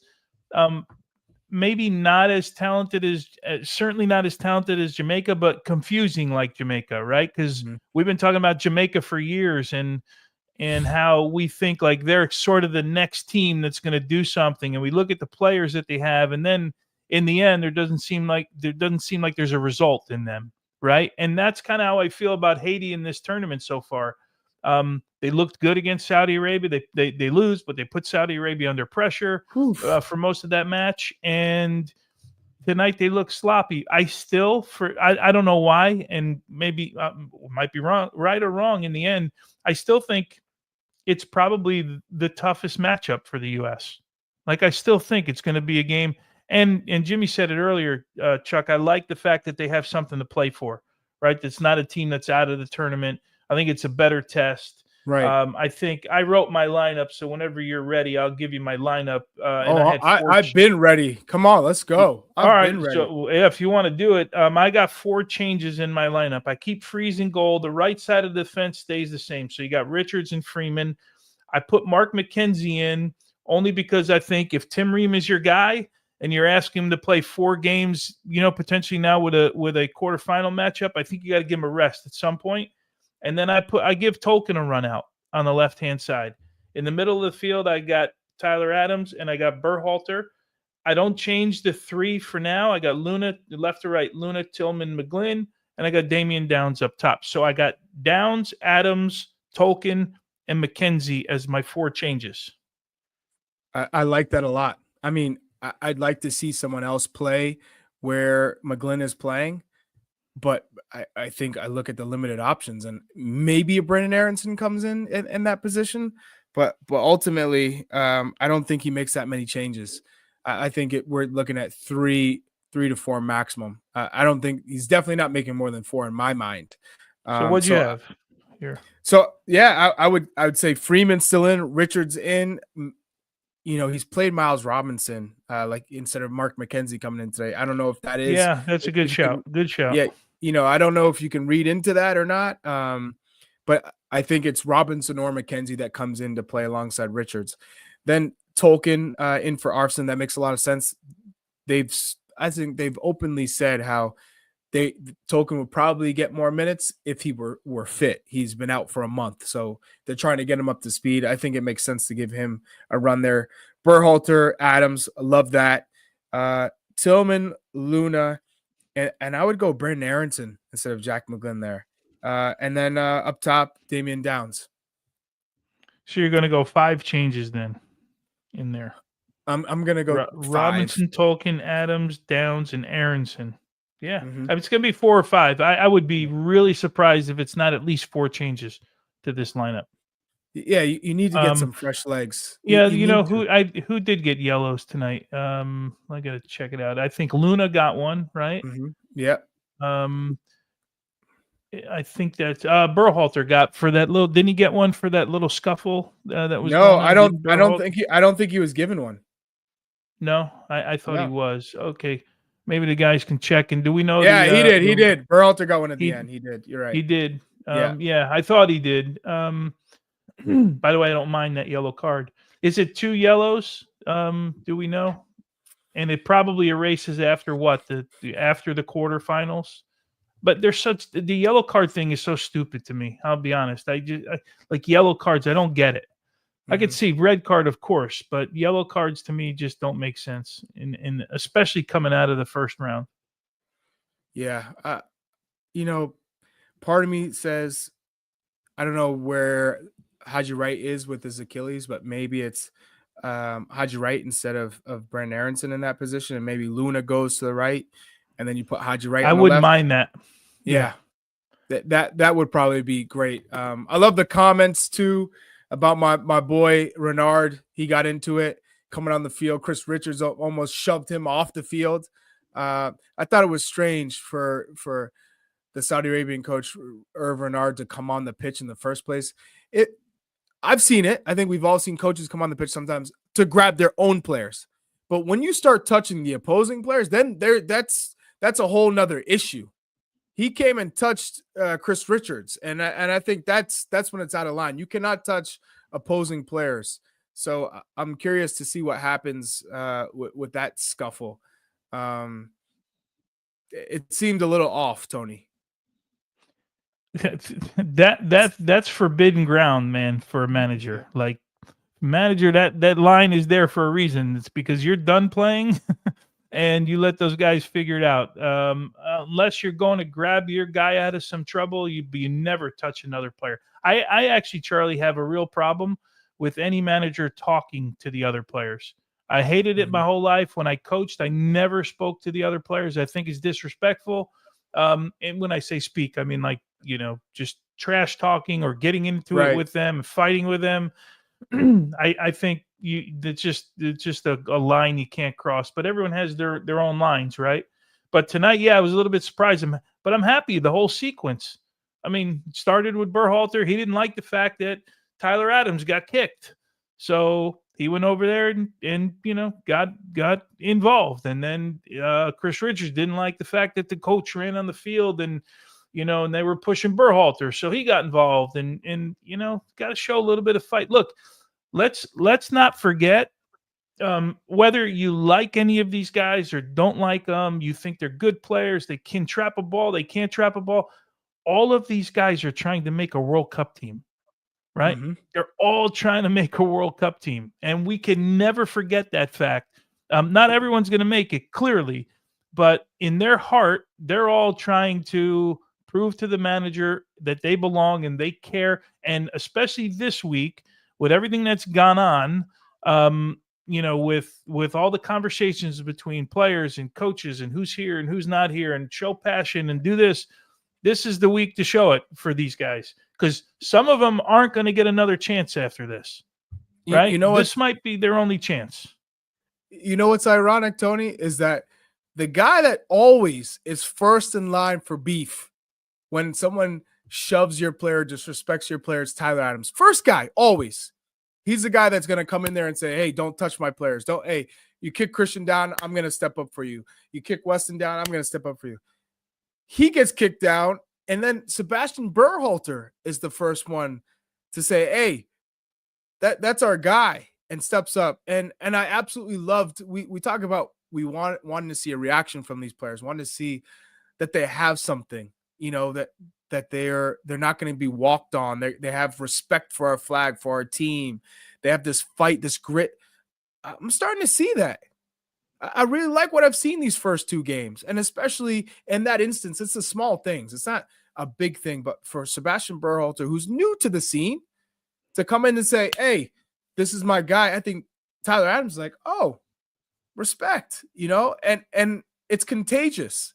And I think that's when we talk about culture and Pochettino establishing this culture and being very vocal, you have to want to be here. You have to want to die to be here. And, Diego Luna doing that obviously to get his chance, but now we're starting to see it kind of spread around the rest of the team, which I absolutely love. And Pochettino is also making it known, like, no one's given a free pass. And I think that's important for all these guys to know that, hey, it is a blessing to come into that U.S. men's national team locker room, to be a part of the team, to wear the kit, to play in front of the U.S. supporters. it's not. Don't take it for granted. And oh, hell no. That's I'm starting to see that with this group. So I'm pumped. I'm pumped. Obviously Haiti's going to be a difficult game. Like you said, it's going to be open, back and forth, no real structure from the Haitian side. So that's when games can get a little bit dangerous because you're throwing numbers forward because they're giving you the space. But if you lose at the same time, they're going the opposite way. But this is a game too where we could be up 5-0 if we play it right, if we're smart in the way that we attack, even though there might be changes and the cohesion, the continuity might not be there, but the same principles should be there. Yeah, 100%. But you go to the fight point. Like we've been hearing this for a couple of camps. We've been hearing it from players. We got to fight. We have to bring that back. So you bring a little bit of that back. That has to be a staple. Like that's always been a staple. We've spoken about it. So maybe we're on to something. And don't think for 1 minute that Tyler Adams isn't going to realize, if he didn't realize during that scuffle, that Berhalter was the guy that went to fight for him, right? And don't think that Berhalter's not going to realize that Chris Richards went to fight for him, because all guys do, right? Like everyone does. Everyone wants to know who's the guy standing 60 yards away and didn't move, and who's the guy that's in there battling for your players, right? But yeah, look, we can dissect this thing however we want. Now we move forward. After 6 points, qualified. Can't ask for much more than that at the moment. Now Haiti, I think, and now they've gotten over this hump, I think the Haiti game maybe becomes a little bit easier for them. It's Haiti that has to push the game. The U.S. doesn't have to push the game for me. Spot on. So let's get some predictions, and then we'll wrap it up here tonight on the Watchalong show, which has been awesome. Thanks for everybody tuning in, watching. I see the comments. I absolutely love it. Some were coming at us, and I also love that too. So, Tony, predictions. How do you feel heading into the Haiti game? What's the score? Yeah, I'm going to predict 4 changes for Pochettino. They win the game and they see Costa Rica in the next round. That's what I'm going to predict. I'm going to predict a 2-goal win. Okay. 2-0, 3-1, something like that. You know what? I'm going to go 3-0 US. They get the job. I'm going to go 5 changes. Okay. Now that I'm really thinking about it, I'm like 5. If Haji Wright is good, it could be Brandon Aronson, but 5 changes. They win 3-0, and we're playing Costa Rica in the next round. I think Mexico wins that group. And so does that mean we get Mexico in the semis? Do we stay on the same side?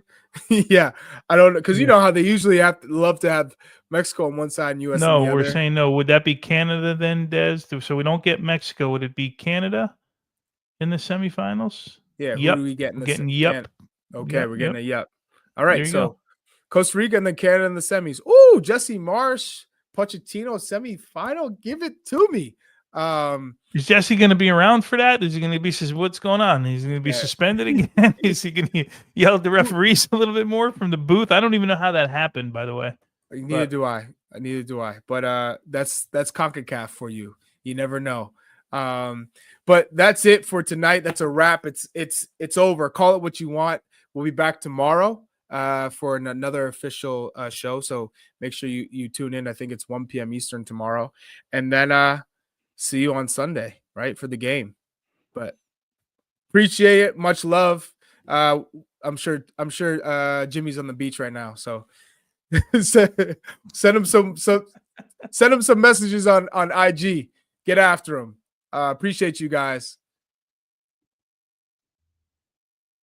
Cut. It's a wrap. Bedtime. 12:50.